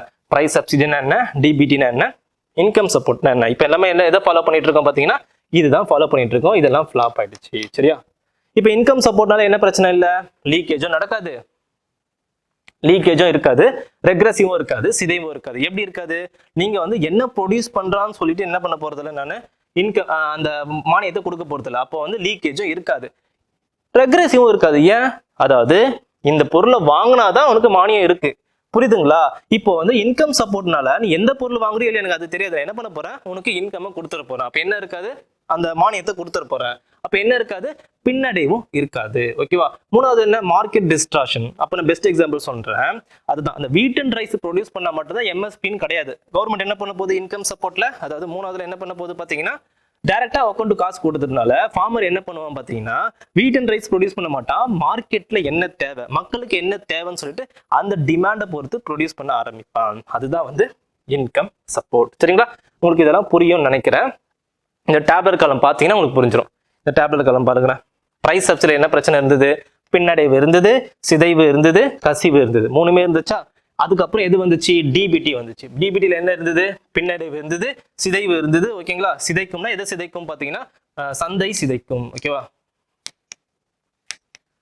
மார்க்கெட் டிஸ்ட்ராக்ஷன், மார்க்கெட் டிஸ்ட்ராக்டிவ் ஆயிடும். ஓகேங்களா, ஆனா இதுல என்ன இல்லை, டிபிடியில் கசிவு இல்லை. ஓகேங்களா, அதை நான் எக்ஸ்பிளைன் பண்ணதை பார்த்து இந்த டேப்லெட் கார்டு தான் நல்லா புரிஞ்சு வச்சுக்கோங்க. கொஸ்டின் இப்படி தான் வரும், இதுல இருந்து தான் கொஸ்டின் வரும். அது புரியறதுக்காக தான் நான் உங்களுக்கு சொன்னேன். சரியா, டிபிடியில் என்ன இல்லை, கசிவு கிடையாது. வருமாய் ஆதரவுல என்ன இல்லை பார்த்தீங்கன்னா எதுவுமே கிடையாது. சரியா, அதான் ரொம்ப முக்கியம். ஓகேங்களா, பின்னடைவும் கிடையாது, சிதைப்பதும் கிடையாது, கசிவும் கிடையாது. எதுல, இன்கம் சப்போர்ட்ல. ஸோ சப்சிடி வந்து 3 விதமா கொடுக்குறாங்க. அது 3த்தையும் நான் புரிஞ்சிருக்கும்னு நினைக்கிறேன். நீங்க தெரிஞ்சிக்க வேண்டியது இது 3 தான். சரியா, இப்போ பிரசன்ட் நம்ம என்ன பண்ணிட்டு இருக்கோம் பார்த்தீங்கன்னா இதை ப்ரொமோட் பண்ணிட்டு இருக்கோம். நான் இப்போ என்ன கேட்க வரேன் அப்படின்னு பார்த்தீங்கன்னா, இப்போ என்ன சொல்ல வரேன்னா, எல்லாருக்கும் இன்கம் கொடுக்கலாமா, யூனிவர்சல் பேசிக் இன்கம் கொடுக்கறது நல்லதா கெட்டதா? நான் என்ன சொல்ல வரேன்னா, இன்கம் யூனிவர்ஸ் இப்போ என்னோட பாயிண்ட் ஆஃப் வியூ நான் ஒரு என்னோட ஒப்பீனியன் சொல்றேன். இப்போ உங்க மெயின்ஸ் எக்ஸாம்ல இப்படி கேட்கறாங்கன்னு வச்சுக்கோங்களேன். இப்போ நீங்க மெயின்ஸ் எழுதுறீங்க, ஓகே, குரூப் 1 மெயின்ஸ் எழுதுறீங்க, என்ன கேட்கறாங்க அப்படின்னா இந்த மாதிரி யூனிவர்சல் பேசிக் இன்கம் கொடுக்கறது நல்லதா கெட்டதான்னு கேட்கறாங்கன்னா நீங்க என்ன எழுதுவீங்க, அட்வான்டேஜ் டிஸ்அட்வான்டேஜ் எழுதுவீங்களா? நான் உதாரணத்துக்கு ஒரு பாயிண்ட் சொல்றேன். இப்போ உங்களுக்கு எல்லா அக்கௌண்ட்டுக்கும் ஒரு குறிப்பிட்ட அமௌண்ட் நீங்க ஃபார் எக்ஸாம்பிள் 5000 போட்டாங்கன்னு வச்சுக்கோங்களேன், நீங்க வேலைக்கு போவீங்களா? சோம்பேறி ஆயிடுவீங்க. கரெக்டுங்களா?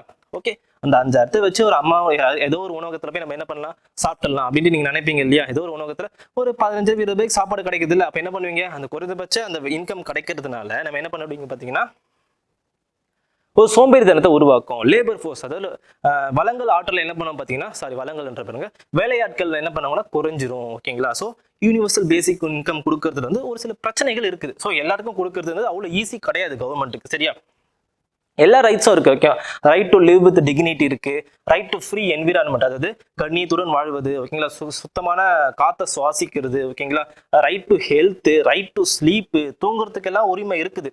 ஆனா பேசிக்கான இன்கம் கொடுக்கறது நம்ம உரிமையை வைக்கல. ஓகேங்களா, ஏன்னா என்ன காரணம்னு பார்த்தீங்கன்னா எல்லாருக்கும் கொடுக்க முடியாது, ஒரு சில பிரச்சனைகள் இருக்கிறதுனால. அப்படி இன்கம் அவனுக்கு மாசம் ஒரு ஈஸியான வழியில கிடைக்கிறதுனால அந்த இன்கம் வச்சு அவன் தவறான விதத்திலையும் அவன் பயன்படுத்துறதுக்கான வாய்ப்பு இருக்குது. உழைச்சி சம்பாரிச்சதான் அதோட அருமை தெரியும். கரெக்டுங்களா, உழைக்காத ஒரு சம்பளம் அவன் அக்கௌண்ட்டுக்கு வருது அப்படின்னா அவன் தவறான வழியில யூஸ் பண்ணுறதுக்கான வாய்ப்புகள் இருக்குது. ஸோ யூனிவர்சல் பேசிக் இன்கம் வந்து ஒரு சில பேருக்கு நல்லதா இருந்தாலும் நிறைய விதத்தில் அது பாதிப்பை ஏற்படுத்தும். அதனால தான் அதை இம்ப்ளிமெண்ட் பண்றது இல்லை. யாருக்கு மட்டும் கொடுத்துட்டு இருக்காங்க இப்போனா, ஃபார்மர்ஸ்க்கு மெயினா கொடுத்துட்டு இருக்காங்க. யாருக்கு, இன்கம் சப்போர்ட் மூலம் சப்சிடியை கொடுத்துட்டு இருக்காங்க. சரியா, அடுத்தது வந்து ஃபுட் சப்சிடி. ஓகேங்களா, அதாவது உணவு மானியத்தை பத்தி நம்ம பார்க்க போறோம். ஓகேவா, உணவு மானியம்னா என்ன? உணவு மானியம் ஃபர்ஸ்ட் ஒரு பேசிக்கை நான் படிச்சிடுறேன். ஓகேங்களா, உணவு மானியம் மத்திய மற்றும் மாநில அரசுகளால் கூட்டாக செயல்படுத்தப்படுகிறது.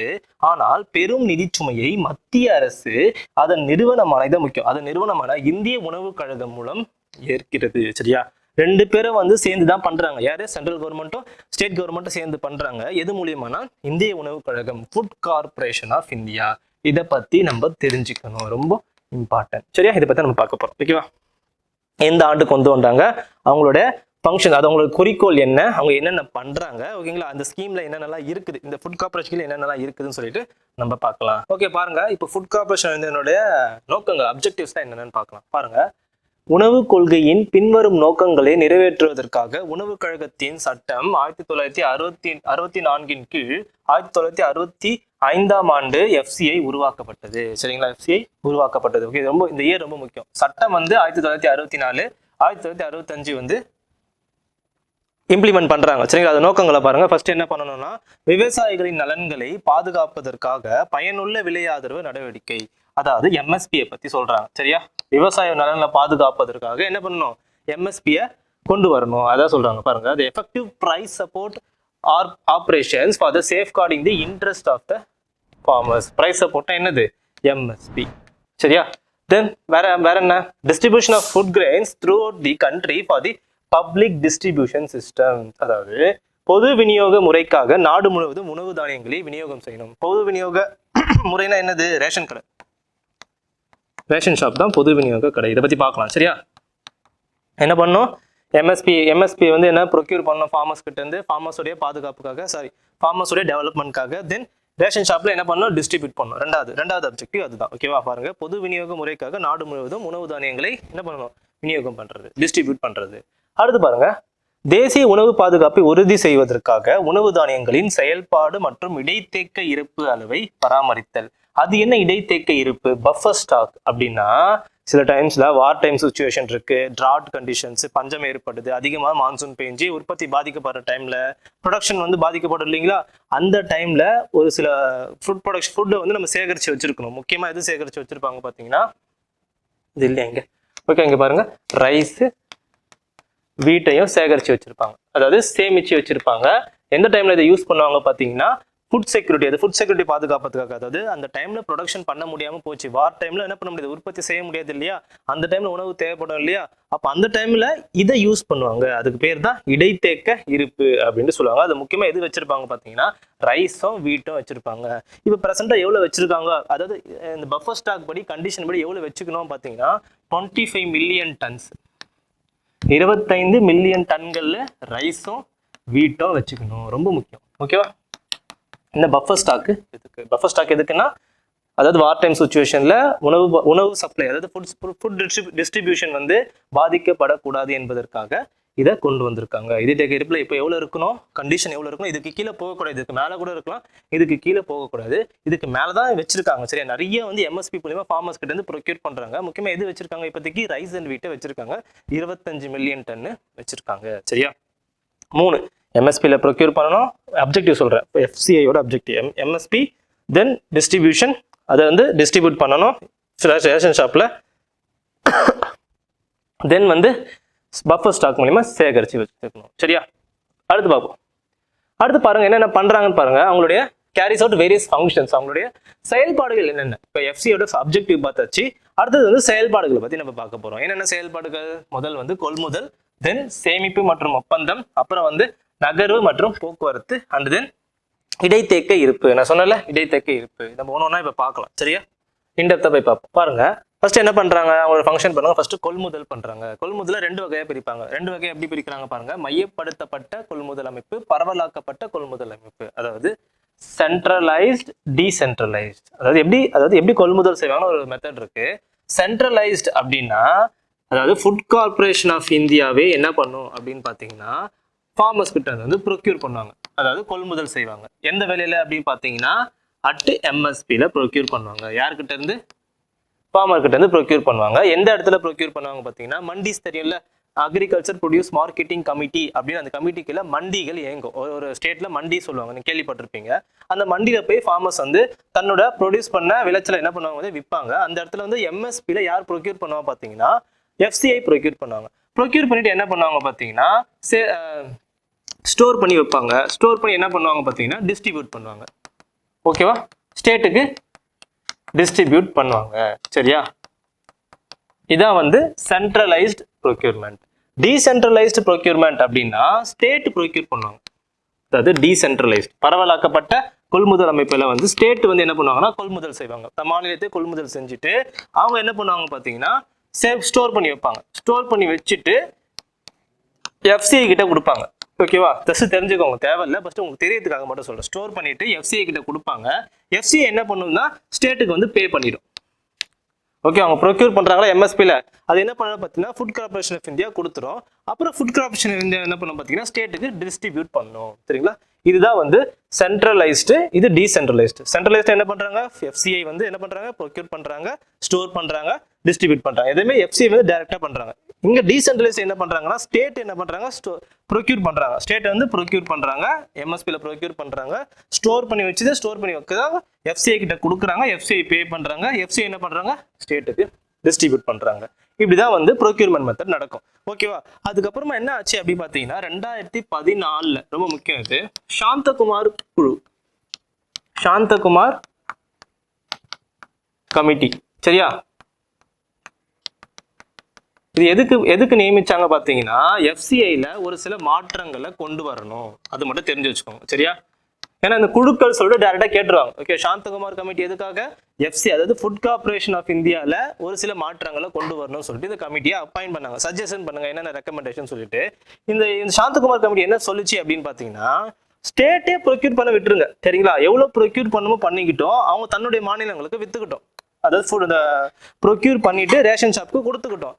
கொடுத்ததுக்கு அப்புறம் என்ன பண்ணுங்க, மீதம் இருக்கிற அந்த உபரி ப்ரொடக்ஷன் இருக்க பத்தி, உபரி விளைச்சல்கள் இருக்கும் பாத்தீங்களா, அதை வந்து ஃபுட் கார்பரேஷன் இந்தியாவுக்கு கொடுத்துக்கிட்டோம், அவங்க வந்து டிஸ்ட்ரிபியூட் பண்ணிக்கிட்டோம் அப்படின்ட்டு சொல்றாங்க. ஓகேவா, நான் அகைன் இது சொல்றேன். சரி, ஃபர்ஸ்ட் நான் கம்ப்ளீட்டா எக்ஸ்பிளைன் பண்ணிடுறேன். அகைன் இந்த கான்செப்ட் நான் வரேன். சரி, இப்போ புரிஞ்சிருக்காது நினைக்கிறேன். நான் அகைன் இதை சொல்றேன். சரியா, ஃபர்ஸ்ட் என்ன பண்ணிட்டாங்க, ப்ரொக்யூர் பண்ணிட்டாங்களா, ப்ரொக்யூர் பண்ணதுக்கு அப்புறம் என்ன பண்றாங்க, சேமிப்பு மற்றும் ஒப்பந்தம். ஓகேங்களா, என்ன பண்றாங்க, சேமிப்பு மற்றும் ஒப்பந்தம், ஸ்டோரேஜ் அண்ட் கான்ட்ராக்ட். ஓகேவா, ஸ்டோரேஜ் எங்க பண்ணுவாங்க, கோல்டு ஸ்டோரேஜ் தெரியுமா, குடோன்ஸ் சிலோஸ்லாம் இருக்கு பாத்தியா, எஃப்சிஐ ப்ரொக்யூர் பண்ணது என்ன பண்ணுவாங்க பார்த்தீங்கன்னா அந்த இடத்துல எல்லாம் ஸ்டோர் பண்ணி வச்சிருப்பாங்க. கோல்டு ஸ்டோரேஜ் நீங்க கேள்விப்பட்டிருப்பீங்க, நிறைய இடத்துல பார்த்து கிடங்குலாம் நீங்க பார்த்துருப்பீங்க. சரிங்களா, அந்த இடத்துல என்ன பண்ணிருப்பாங்க, மூட்டை மூட்டையா நீங்க அடக்கி வச்சிருப்பாங்க, நீங்க பார்த்துருப்பீங்க.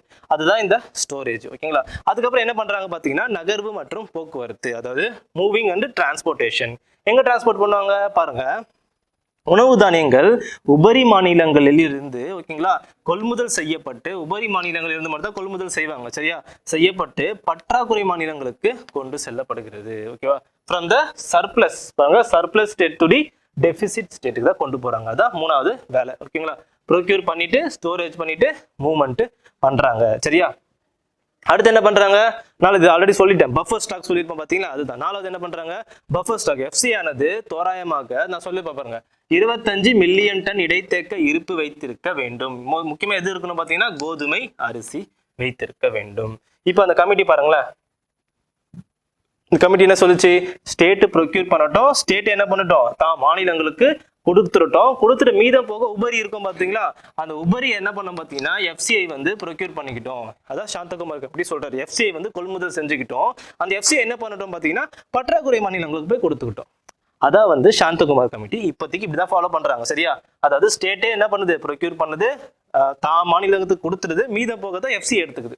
சரியா, இந்த மெத்தட் தான் இப்போ ஃபாலோ பண்றாங்க. சாந்தகுமார் கமிட்டி ரெக்கமெண்ட் பண்றாங்க. அது எதுக்காக பாத்தீங்கன்னா எஃப்சிஐல சில மாற்றங்களை கொண்டு வரதுக்காக கொண்டு வரப்பட்டது. சரியா, இந்த 4 ஃபங்க்ஷன்ஸ் ஞாபகம் வச்சுக்கோங்க, ப்ரொக்யூர்மெண்ட், ஸ்டோரேஜ், கோல்டு ஸ்டோரேஜ். ஓகேவா, அடுத்தது நகர்வு மற்றும் போக்குவரத்து, எங்க சர்ப்ளஸ் வந்து டெபிசிட், அண்ட் தென் இடைத்தேக்க இருப்பு. சரியா, இது அடுத்தது பார்க்க வேண்டியது என்ன கான்செப்ட் பார்த்தீங்கன்னா பப்ளிக் டிஸ்ட்ரிபியூஷன் சிஸ்டம். ரேஷன் கடைகளை பத்தி நம்ம பார்க்க போறோம். ரேஷன் ஷாப் நீங்க கேள்விப்பட்டீங்களா, அதுதான் வந்து பொது விநியோக அமைப்பு. இந்த கான்செப்ட் எப்போ வந்தது பார்த்தீங்கன்னா நம்ம சொன்ன பார்த்தீங்களா பிஃபோர் கிரீன் ரெவல்யூஷன். ஓகேவா, அந்த டைம்ல ப்ரொடக்ஷன் நம்ம அதிகமாக தேவைப்பட்டது, அந்த டைம்ல அதிகமாக நம்ம என்ன ஃபுட் வந்து கொடுக்க வேண்டிய நிலைமை ஏற்பட்டது. அப்போ அந்த டைம்ல தான் இது வருது பாருங்க, இந்த உணவு தானியங்களின் பற்றாக்குறையால் 2வது உலகப் போரின் போது நாட்டில் பொது விநியோக முறை என்ற கருத்து உருவானது.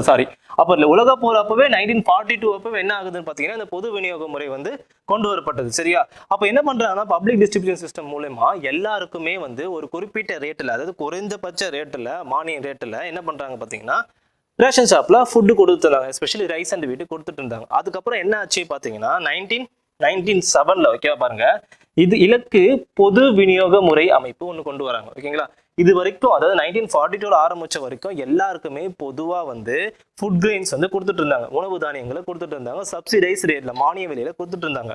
ஆனா 1997 ஒரு சேஞ்சஸ் வருது. என்ன சேஞ்ச் வருது பாத்தீங்கன்னா இலக்கு பொது விநியோக அமைப்பு, அதாவது டார்கெட்டட் பப்ளிக் டிஸ்ட்ரிபியூஷன் சிஸ்டம் கொண்டு வராங்க. அதாவது இது என்ன சொல்லுது அப்படின்னா நிறைய பேர் வந்து ரொம்ப வறுமையா இருக்கிறாங்க. இந்த காசு கொடுத்து கூட வாங்க முடியாத அளவுக்கு நிறைய பேர் வறுமையில இருக்கிறாங்க. அவங்கள ஐடென்டிஃபை பண்ணி அவங்களுக்கு இன்னும் கம்மி விலையில ரேஷன் பொருளை கொடுக்கலாம் அப்படின்னு சொல்லிட்டு கொண்டு வரப்பட்டது தான் இந்த டார்கெட்டட் பப்ளிக் டிஸ்ட்ரிபியூஷன் சிஸ்டம், அதாவது இலக்கு பொது விநியோக அமைப்புன்னு சொல்லிட்டு கொண்டு வராங்க. சரியா? எந்த ஆண்டு கொண்டு வராங்க பார்த்தீங்கன்னா 1997 இது கொண்டு வரணும் திட்டம் போடுறாங்க. ஓகேங்களா? அதுக்கு முன்னாடியே வந்து பிளான்லாம் பண்றாங்க. என்ன பிளான் பண்றாங்க அப்படின்னு பார்த்தீங்கன்னா, கண்டுபிடிக்கணுங்களா யார் வந்து போரா இருக்கா, யார் வந்து வறுமையில இருக்கான்னு கண்டுபிடிக்கும். பார்த்தீங்களா? அப்போ சென்ட்ரல் கவர்மெண்ட் என்ன பண்ணுது பார்த்தீங்கன்னா, லக்தவாலா குழு, ஓகே, ரொம்ப முக்கியம். ஓகேவா? லக்தவாலா குழுவை அமைக்குது. ஓகே, லக்தவாலான்ற ஒரு பொருளாதார நிபுணர். சரியா? அந்த சென்டர் வந்து இந்த குழுவை அமைக்குது. இந்த குழு என்ன பண்ணுது பார்த்தீங்கன்னா, அதாவது நம்ம நாட்டில் வறுமையில வாடுறவங்கள கண்டுபிடிங்க அப்படின்ட்டு இந்த குழு கிட்ட பரிந்துரைக்குது. யாராவது சென்டர் வந்து சொல்லுது. ஓகேங்களா? லக்தவாலா குழு என்ன பண்ணுது பார்த்தீங்கன்னா, ஒரு டேட்டாவை எடுத்துக்குது. என்ன டேட்டா அப்படின்னு பார்த்தீங்கன்னா, நேஷனல் சாம்பிள் சர்வே ஆர்கனைசேஷன், தேசிய மாதிரி ஆய்வு நிறுவனம். தமிழ் என்ன சொல்லுவாங்க பார்த்தீங்கன்னா, தேசிய மாதிரி ஆய்வு நிறுவனம். ஜஸ்ட் தெரிஞ்சு வச்சுக்கோங்க. நேஷனல் சாம்பிள் சர்வே ஆர்கனைசேஷன் என்ன பண்ணுதுன்னா, இதை இவங்க என்ன பண்ணுவாங்க பார்த்தீங்கன்னா, மக்களை கணக்கெடுப்பாங்க. எத்தனை பேர் வறுமையில் இருக்காங்க, எவ்வளோ பேர் நுகர்வு பண்ணுறாங்க, எவ்வளோ நுகர்வு பண்ணுறாங்கன்னு சொல்லிட்டு கணக்கெடுக்கக்கூடியது. ஓகேங்களா? தேசிய மாதிரி ஆய்வு கணக்கெடுப்பு. ஓகேங்களா? நிறுவனம். இந்த லக்தவாலா குழு என்ன பண்ணுதுன்னா, இந்த டேட்டாவை எடுத்து ஒரு சில கண்டுபிடிக்கிறாங்க, ஒரு சில விஷயங்களை கண்டுபிடிக்கிறாங்க. என்ன கண்டுபிடிக்கிறாங்க அப்படின்னு பார்த்தீங்கன்னா, 5% மக்கள் தொகை, 5% மக்கள் தொகை இவர் சொல்றாரு. ஓகேங்களா? 5% மக்கள் தொகை ஒரு நாளைக்கு 2 வேளை கூட சாப்பிட முடியாம கஷ்டப்படுறாங்கன்னு சொல்றாரு. யாரு? லக்தவாலா சொல்றாரு. அப்புறம் அவங்க என்ன சொல்றாரு பார்த்தீங்கன்னா, இவங்கள புவரஸ்ட் ஆஃப் புவர் அப்படின்னு சொல்றாரு. வறுமையிலும் வறுமை அப்படின்ட்டு யார் சொல்றாரு பார்த்தீங்கன்னா, இந்த 5% மக்கள் தொகை பீப்புளை சொல்றாரு. யார் சொல்றா பார்த்தீங்கன்னா, லக்தவாலா வந்து சென்ட்ரல் கவர்மெண்ட் கிட்ட சொல்றாரு. ஓகேங்களா? எதுக்காக இதை கண்டுபிடிக்கிறாங்க? Targeted public, TPDS. ஓகேவா? டிபிடிஎஸ் எதுக்காக? சர்டன் பீப்புளுக்கு மட்டும் கொஞ்சம் குறைந்த விலையில மானியம் ரேட்ல ரேஷன்ஸ் பொருளை கொடுக்கலான்றதுக்காக கொண்டு வரப்பட்டது. அதுக்காக என்ன திட்டத்தை கொண்டு வந்திருக்காங்க? இந்த லக்தவாலா குழு இதை பரிந்துரைக்கிறாரு. ஓகே, இவ்வளவு பேர் வறுமையில வாழ்றாங்க அப்படின்னு சொல்றாரு. அதுக்கப்புறம் என்ன பண்றாங்க பாத்தீங்கன்னா, டிபிடிஎஸ்சி அதிகம் கவனம் செலுத்தி பாருங்க, இந்த வகை மக்கள்னா யாரு? அந்த புவர் பீப்புள். ஓகேவா? அந்த புவர் பீப்புளை கவனம் செலுத்தி மக்கள் தொகை இலக்காக கொண்டு ஆந்தியோதய அண்ணா யோஜனா, ரொம்ப முக்கியமான திட்டம், இதுதான் கொண்டு வராங்க. Antyodaya Anna Yojana was launched in December 2000 for the 1 crore poorest of the poor family. பாருங்க, 1 கோடி ஏழை குடும்பங்களுக்கு டிசம்பர் 2000 என்ன பண்றாங்க? தொடங்கப்படுறாங்க. அப்ப ஆந்தியோதய அண்ணா திட்டம் எதுக்கு? ஓகேங்களா? ஃபுட்டு கொடுக்கறது யாருக்கு பார்த்தீங்கன்னா, புவரஸ்ட் ஆஃப் த புவர். ஓகேங்களா? பாருங்க, 1 கோடி ஏழை குடும்பங்களுக்கு கொண்டு வரப்பட்ட திட்டம் தான் இந்த ஆந்தியோதய அண்ணா யோஜனா. இது எதுக்கு கீழே வருது? டிபிடிஎஸ் கீழே இந்த ஸ்கீம் வருது. ஓகேங்களா? இப்போ எதுக்காக இது கொண்டு வராங்க? அந்த மக்களுக்கு மட்டும் குறைந்தபட்சம் இன்னும் குறைஞ்ச விலையில அவங்களுக்கு வந்து மானிய விலையில ரேஷன் பொருட்கள் கொடுக்கலாம் அப்படின்னு சொல்லிட்டு இந்த திட்டத்தை கொண்டு வராங்க. சரியா? பாருங்க, அதுக்கப்புறம் ஓகேவா, அந்த இப்போ பப்ளிக் டிஸ்ட்ரிபியூஷன் சிஸ்டம் இருந்தது. அதுக்கப்புறமா டார்கெட்டட் பப்ளிக் டிஸ்ட்ரிபியூஷன் சிஸ்டம் இருந்தது, அதாவது டிபிடிஎஸ். ஓகேவா? அதுக்கப்புறம் எது வருது பார்த்தீங்கன்னா, நேஷனல் ஃபுட் செக்யூரிட்டி ஆக்ட், தேசிய உணவு பாதுகாப்பு சட்டம். அதாவது என்ன சொல்ல வரேன்னா, ஃபர்ஸ்ட் 1942 சொன்னா உலக போறப்போ பிடிஎஸ் இருந்தது, அது எல்லாருக்கும் இருந்துச்சு. அதுக்கப்புறமா டிபிடிஎஸ் வருது. ஓகேவா? என்ன கொண்டு வராங்க? இது கீழே ஆந்தியோதய அண்ணா யோஜனா திட்டத்தை கொண்டு வராங்க. அது வந்து எதுக்கு பார்த்தீங்கன்னா, புவரஸ்ட் ஆஃப் த புவர், வறுமையில வாடுறவங்களுக்கு இந்த திட்டத்தை கொண்டு வராங்க. சரியா? அதுக்கப்புறமா இது என்ன மாறுது பார்த்தீங்கன்னா, நேஷனல் ஃபுட் செக்யூரிட்டி ஆக்டா மாறுது, தேசிய உணவு பாதுகாப்பு சட்டம் 2013 மாறுது. இதுல யாரை கவர் பண்றாங்க பாருங்க. இந்த சட்டம் 75% கிராமப்புற மக்களும் சுமார் 65 கோடி, ஓகேவா, நகர்ப்புற மக்களில் 50%, ஓகேவா, இந்த ஆக்ட்ல இந்த சட்டத்துக்கு கீழே கவர் பண்ண பாக்குறாங்க. ஓகேங்களா? பாருங்க, டிபிடிஎஸ் திட்டம் என்னவா மாறுது?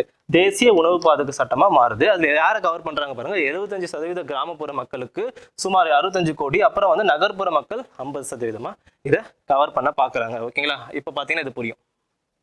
பாருங்க, 2 இதுவா பிரிக்கிறாங்க. எதுல? நேஷனல் ஃபுட் செக்யூரிட்டி ஆக்ட்ல பிரிக்கிறாங்க. இப்ப பாருங்களேன், டார்கெட்டட் பப்ளிக் டிஸ்ட்ரிபியூஷன் சிஸ்டம்ல ஆந்தியோதய அண்ணா யோஜனா திட்டம் கொண்டு வராங்க. சரியா? ஓகே, ஆனா எல்லாருக்கும் கொடுத்துட்டு இருந்தாங்களே, அவங்களையும் நம்ம விடக்கூடாது இல்லையா? அதாவது போரஸ்ட் ஆஃப் போருக்கு மட்டும் கொடுத்தா பட்டம் போதாது, அவங்களுக்கு கம்ப்ளீட்டா நம்ம விட்டுறக்கூடாது. அவங்களுக்கும் ஒரு சில ரேட்ல கொடுத்துருங்க. ஓகேவா?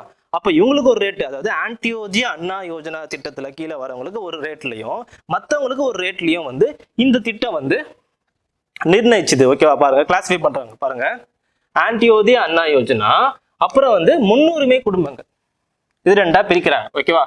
டார்கெட்டட் பப்ளிக் டிஸ்ட்ரிபியூஷன் சிஸ்டம்ல பிரிச்சு வச்சுட்டாங்க. ஓகேவா? ஆன்டியோதி அண்ணா யோஜனா, அப்புறம் வந்து மற்ற குடும்பங்கள் பிரிச்சு வச்சுட்டாங்க. அதுல வந்து இதுல கிளாஸிஃபை பண்றாங்க. அடுத்து வந்து சட்டத்துல நேஷனல் ஃபுட் செக்யூரிட்டி ஆக்ட்ல கிளாஸிஃபை பண்றாங்க. ஓகேங்களா? ஆன்டியோதி அண்ணா யோஜனான்னு சொல்லிட்டோம், முன்னுரிமை குடும்பம் சொல்லிட்டு ரெண்டா பிரிக்கிறாங்க.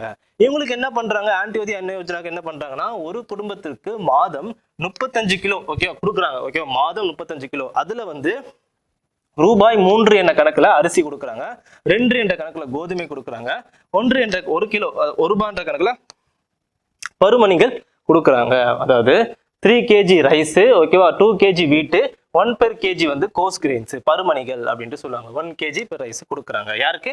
ஆன்டியோதி அண்ணா யோஜனா திட்டத்துக்கு கீழே வரவங்க, புவரஸ்ட் ஆஃப் புவர் அப்படின்ட்டு சொன்னோம்னா அதுக்கு கீழே வராங்க. அப்புறமா வந்து பிரியாரிட்டி ஹவுஸ் ஹோல்ட் செக்டார், அதாவது பிரியாரிட்டி முன்னுரிமை குடும்பங்களுக்கு தராங்க. அவங்களுக்கு எப்படி தராங்க பாருங்க, இங்க வந்து 35 கிலோ தராங்க. இவங்களுக்கு வந்து பெர் பர்சனுக்கு, ஒரு நபருக்கு ஒரு மாதம் வந்து 5 கிலோ தராங்க. ஓகேங்களா? ஒரு நபருக்கு மாதம் 5 கிலோ என்ற விகிதத்துல தராங்க. ரூபாய் 3 கிலோ அரிசியும் இதே ரேட் தான். ஓகே, 3 என்ற கிலோ அரிசியும், அப்புறம் வந்து 2 கிலோல கோதுமையும் மற்றும் 1 கிலோல பருமணிகளும். ஆனா இவங்களுக்கு எவ்வளவு தராங்க? 5 கிலோ தராங்க. இவங்களுக்கு வந்து 35 கிலோ தராங்க. சரியா? நல்லா ஞாபகம் வச்சுக்கோங்க. சரியா? அதுக்கப்புறம் என்ன பண்றாங்க? அதுக்கப்புறமா இந்த திட்டத்தின் வரப்போவே என்ன ஆச்சு பாத்தீங்கன்னா, கோவிட் நம்மளுக்கு கொரோனா வந்துச்சு பாத்தீங்களா? அந்த காலத்துல என்ன பண்றாங்க பாத்தீங்கன்னா, பிரதான் மந்திரி கரீப், கேள்விப்பட்டிருப்பீங்க. ஓகேங்களா? கரீப் கல்யாண் யோஜனா. ஓகேவா? இந்த திட்டத்துக்கு கீழே 5 கிலோ ரைஸும் வீட்டும் இலவசமா கொடுத்தாங்க. ஞாபகம் இருக்கா? ஓகேவா? கோவிட் டைம்ல இது கொடுத்துட்டு இருந்தாங்க. சரியா? இப்ப என்ன பண்ணிட்டாங்க அப்படின்னா, இந்த ஸ்கீமை கொண்டு வந்து இந்த ஸ்கீமோட இணைச்சிட்டாங்க. நேஷனல் ஃபுட் செக்யூரிட்டி ஆக்ட், அதாவது தேசிய உணவு பாதுகாப்பு சட்டத்தின் கீழே இணைச்சதுக்கு அப்புறம் இப்ப என்ன பண்றாங்க, பிரசன்டா 2023ல இப்ப என்ன பண்ணிட்டு இருக்காங்க அப்படின்னு பாத்தீங்கன்னா, இது எல்லாத்தையுமே ஃப்ரீயா கொடுக்குறாங்க. சரியா? எது கீழே? பிரதான் மந்திரி கரீப் கல்யாண் யோஜனா திட்டத்துக்கு கீழே கொடுக்குறாங்க. இந்த திட்டத்துக்கு கீழே இது எல்லாத்தையுமே எது இங்க பாருங்க, இது ஆன்டியோதி அண்ணா யோஜனா திட்டத்தையும், அப்புறம் வந்து முன்னுரிமையில இந்த 5 கிலோ திட்டத்தையும் கொடுக்குறாங்க. எது கீழே கொடுக்குறாங்க? இலவசமா கொடுக்குறாங்க. பிரதான் மந்திரி கரீப் கல்யாண் யோஜனா திட்டத்துக்கு கீழே எதை இணைச்சிட்டாங்க? நேஷனல் ஃபுட் செக்யூரிட்டி ஆக்டை இணைச்சதுக்கு அப்புறம் இது எல்லாத்தையும் இலவசமா கொடுக்குறாங்க. சரியா? நல்லா ஞாபகம் வச்சுக்கோங்க. கரீப் கல்யாண் யோஜனா கோவிட்ல கொண்டு வந்தாங்க. அது வந்து 5 கிலோ ஃப்ரீயா கொடுத்துட்டு இருந்தாங்க. இப்போ என்ன பண்ணிட்டாங்க, இந்த NFSA நேஷனல் ஃபுட் செக்யூரிட்டி ஆக்டை இணைச்சிட்டு, நான் சொன்ன பாத்தீங்களா, இந்த 35 கிலோவையும் 5 கிலோவையும் கிளாசிஃபை பண்றாங்க, அவங்களுக்கு இலவசமா இப்போ கொடுக்குறாங்க. சரி, நல்லா ஞாபகம் வச்சுக்கோங்க. அப்புறம் வேற என்ன ஃபங்க்ஷன்ஸ் இருக்கு பாருங்க. சட்டம் கூடுதல் நன்மைகளை வழங்குகிறது. என்னென்ன நன்மைகள்? முதல்ல பாருங்க, கர்ப்பிணிகள் மற்றும் பாலூட்டும் தாய்மார்கள் அங்கன்வாடி மூலம் கர்ப்ப காலத்தில் மற்றும் குழந்தை பிறந்த 6 மாதங்கள் வரை இலவச உணவு மற்றும் தவணை முறையில் 6000 ரூபாய் தராங்க. ஓகே, அடுத்த ஃபங்க்ஷன்ஸ் இது ஞாபகம் வச்சுக்கோங்க. இதுல எது கீழே பார்த்துட்டு இருக்கோம்? NFSA, அது நேஷனல் ஃபுட் செக்யூரிட்டி ஆக்ட் கீழே பார்த்துட்டு இருக்கோம். சரியா? அடுத்து வந்து 6 மாதம் முதல் 6 வயது வரை உள்ள குழந்தைகள் உள்ளூர் அங்கன்வாடியில் இலவச உணவு தராங்க. அடுத்தது பாருங்க, 6 வயது முதல் 14 வயது வரையிலான குழந்தைகள் பள்ளியில் மதிய உணவு திட்டத்தை தராங்க. இதுக்கெல்லாம் எது கீழே வருது? தேசிய உணவு பாதுகாப்பு சட்டத்தின் கீழே வருது. சரிங்களா? இதை ஜஸ்ட் படிச்சுக்கிட்டா போதும். ஓகே, இது என்ன இருக்கு நீங்க மைண்ட்ல ஞாபகம் வச்சுக்கோங்க. ரிவிஷன் பண்றதுக்காக தான் சொல்றேன். சரியா? இது அம்சங்கள். ஓகே, NFSA அம்சங்களை சொல்லிட்டு இருக்கேன். ஓகே, நன்மைகளை சொல்லிட்டு இருக்கேன். சரியா? அடுத்து பாருங்க, தேசிய உணவு பாதுகாப்பு சட்டத்தின் கீழே மற்ற முக்கிய அம்சங்கள். சரியா? இது வந்து அதாவது என்ன சொல்றாங்கன்னா, அடிஷனல் பெனிஃபிட்ஸ். ஓகே, கூடுதல் நன்மைகள். இது என்னன்னு பாத்தீங்கன்னா முக்கிய அம்சங்கள், மற்ற முக்கிய அம்சங்கள் என்னென்ன பாருங்க. இது முக்கியமா ஞாபகம் வச்சுக்கோங்க. பெண்களுக்கு, அதாவது உமன் எம்பவர்மெண்ட் என்ன பண்றாங்க பாத்தீங்கன்னா, இப்போ உங்க ரேஷன் கார்டுல மேக்சிமம் யாருடைய போட்டோ இருக்கு? பெண்களுடைய போட்டோ தான் இருக்கு. அதுதான் இங்க சொல்றாங்க பாருங்க. தகுதியுடைய ஒவ்வொரு குடும்பத்திலும் 18 வயதுக்கு குறையாத மூத்த பெண் ரேஷன் கார்டுகளில் குடும்ப தலைவியாக இருக்க வேண்டும். இந்த சட்டத்தின் கீழே இது கொண்டு வந்ததுக்கு அப்புறம் தான் எல்லா ரேஷன் கார்டுகளும் பெண்கள் என்ன பண்றாங்க? தலைவிகளா இருக்கிறாங்க. ஓகே, பாருங்க, 18 வயது குறையாத மூத்த பெண் ரேஷன் கார்டுகளில் குடும்ப தலைவியாக இருக்க வேண்டும். இதெல்லாம் எது கீழே? NFSA கீழே. அடுத்து பாருங்க, குறை தீர்க்கும் பொறுமுறை. ஓகேங்களா? கிரீவியன்ஸ் ரெட்ரஸல் மெக்கானிசம், அதாவது இந்த சட்டத்தின் கீழே உங்களுக்கு ஏதாச்சும் ஒரு பிரச்சனை அப்படி இருந்துச்சுன்னா அந்த குறையை தீர்க்கிறதுக்கு ஒரு மெக்கானிசமா கொண்டு வந்துட்டாங்க. ஓகேங்களா? இதுக்குள்ள additional benefits. Okay, additional benefits இது பார்த்தோமா? இதெல்லாம் அடிஷனல் பெனிஃபிட்ஸ். முக்கியமான பெனிஃபிட் இது 2 விஷயம். ஓகேவா? 35 கிலோ தரது, அப்புறம் வந்து 5 கிலோ தரது. ஓகேவா? 2 கேட்டகரியே பிரிக்கிறாங்க. இதான் 2 பெனிஃபிட். ஓகே, அடிஷனல் பெனிஃபிட்ஸ்லாம் என்ன? ஒன்னு 6000 தர்றது, அப்புறம் இன்ஸ்டால்மெண்ட்ல தர்றது பிரெக்னன்ட் உமனுக்கும் லாக்டேட்டிங் மதருக்கும், அப்புறம் child age 6 month to 6 year வந்து ஃப்ரீ மீல் கொடுக்குறாங்க. அப்புறம் வந்து 6 yearலேருந்து 14 years வரைக்கும் மிட் டே மீல் கொடுக்குறது. இதெல்லாம் அடிஷ்னல் பெனிஃபிட்ஸ். அதுக்கப்புறமா மற்ற அம்சங்கள் என்னென்னு பார்த்தோம். ஃபர்ஸ்ட் வந்து உமன் எம்பவர்மெண்ட்டுக்காக 18 வயசு குறையாத பெண்கள் வந்து மூத்த பெண்கள் வந்து ரேஷன் கார்டில் தலைவிகளாக இருக்கிறது. அதுக்கப்புறமா குறை தீர்க்கும் பொறுமுறை.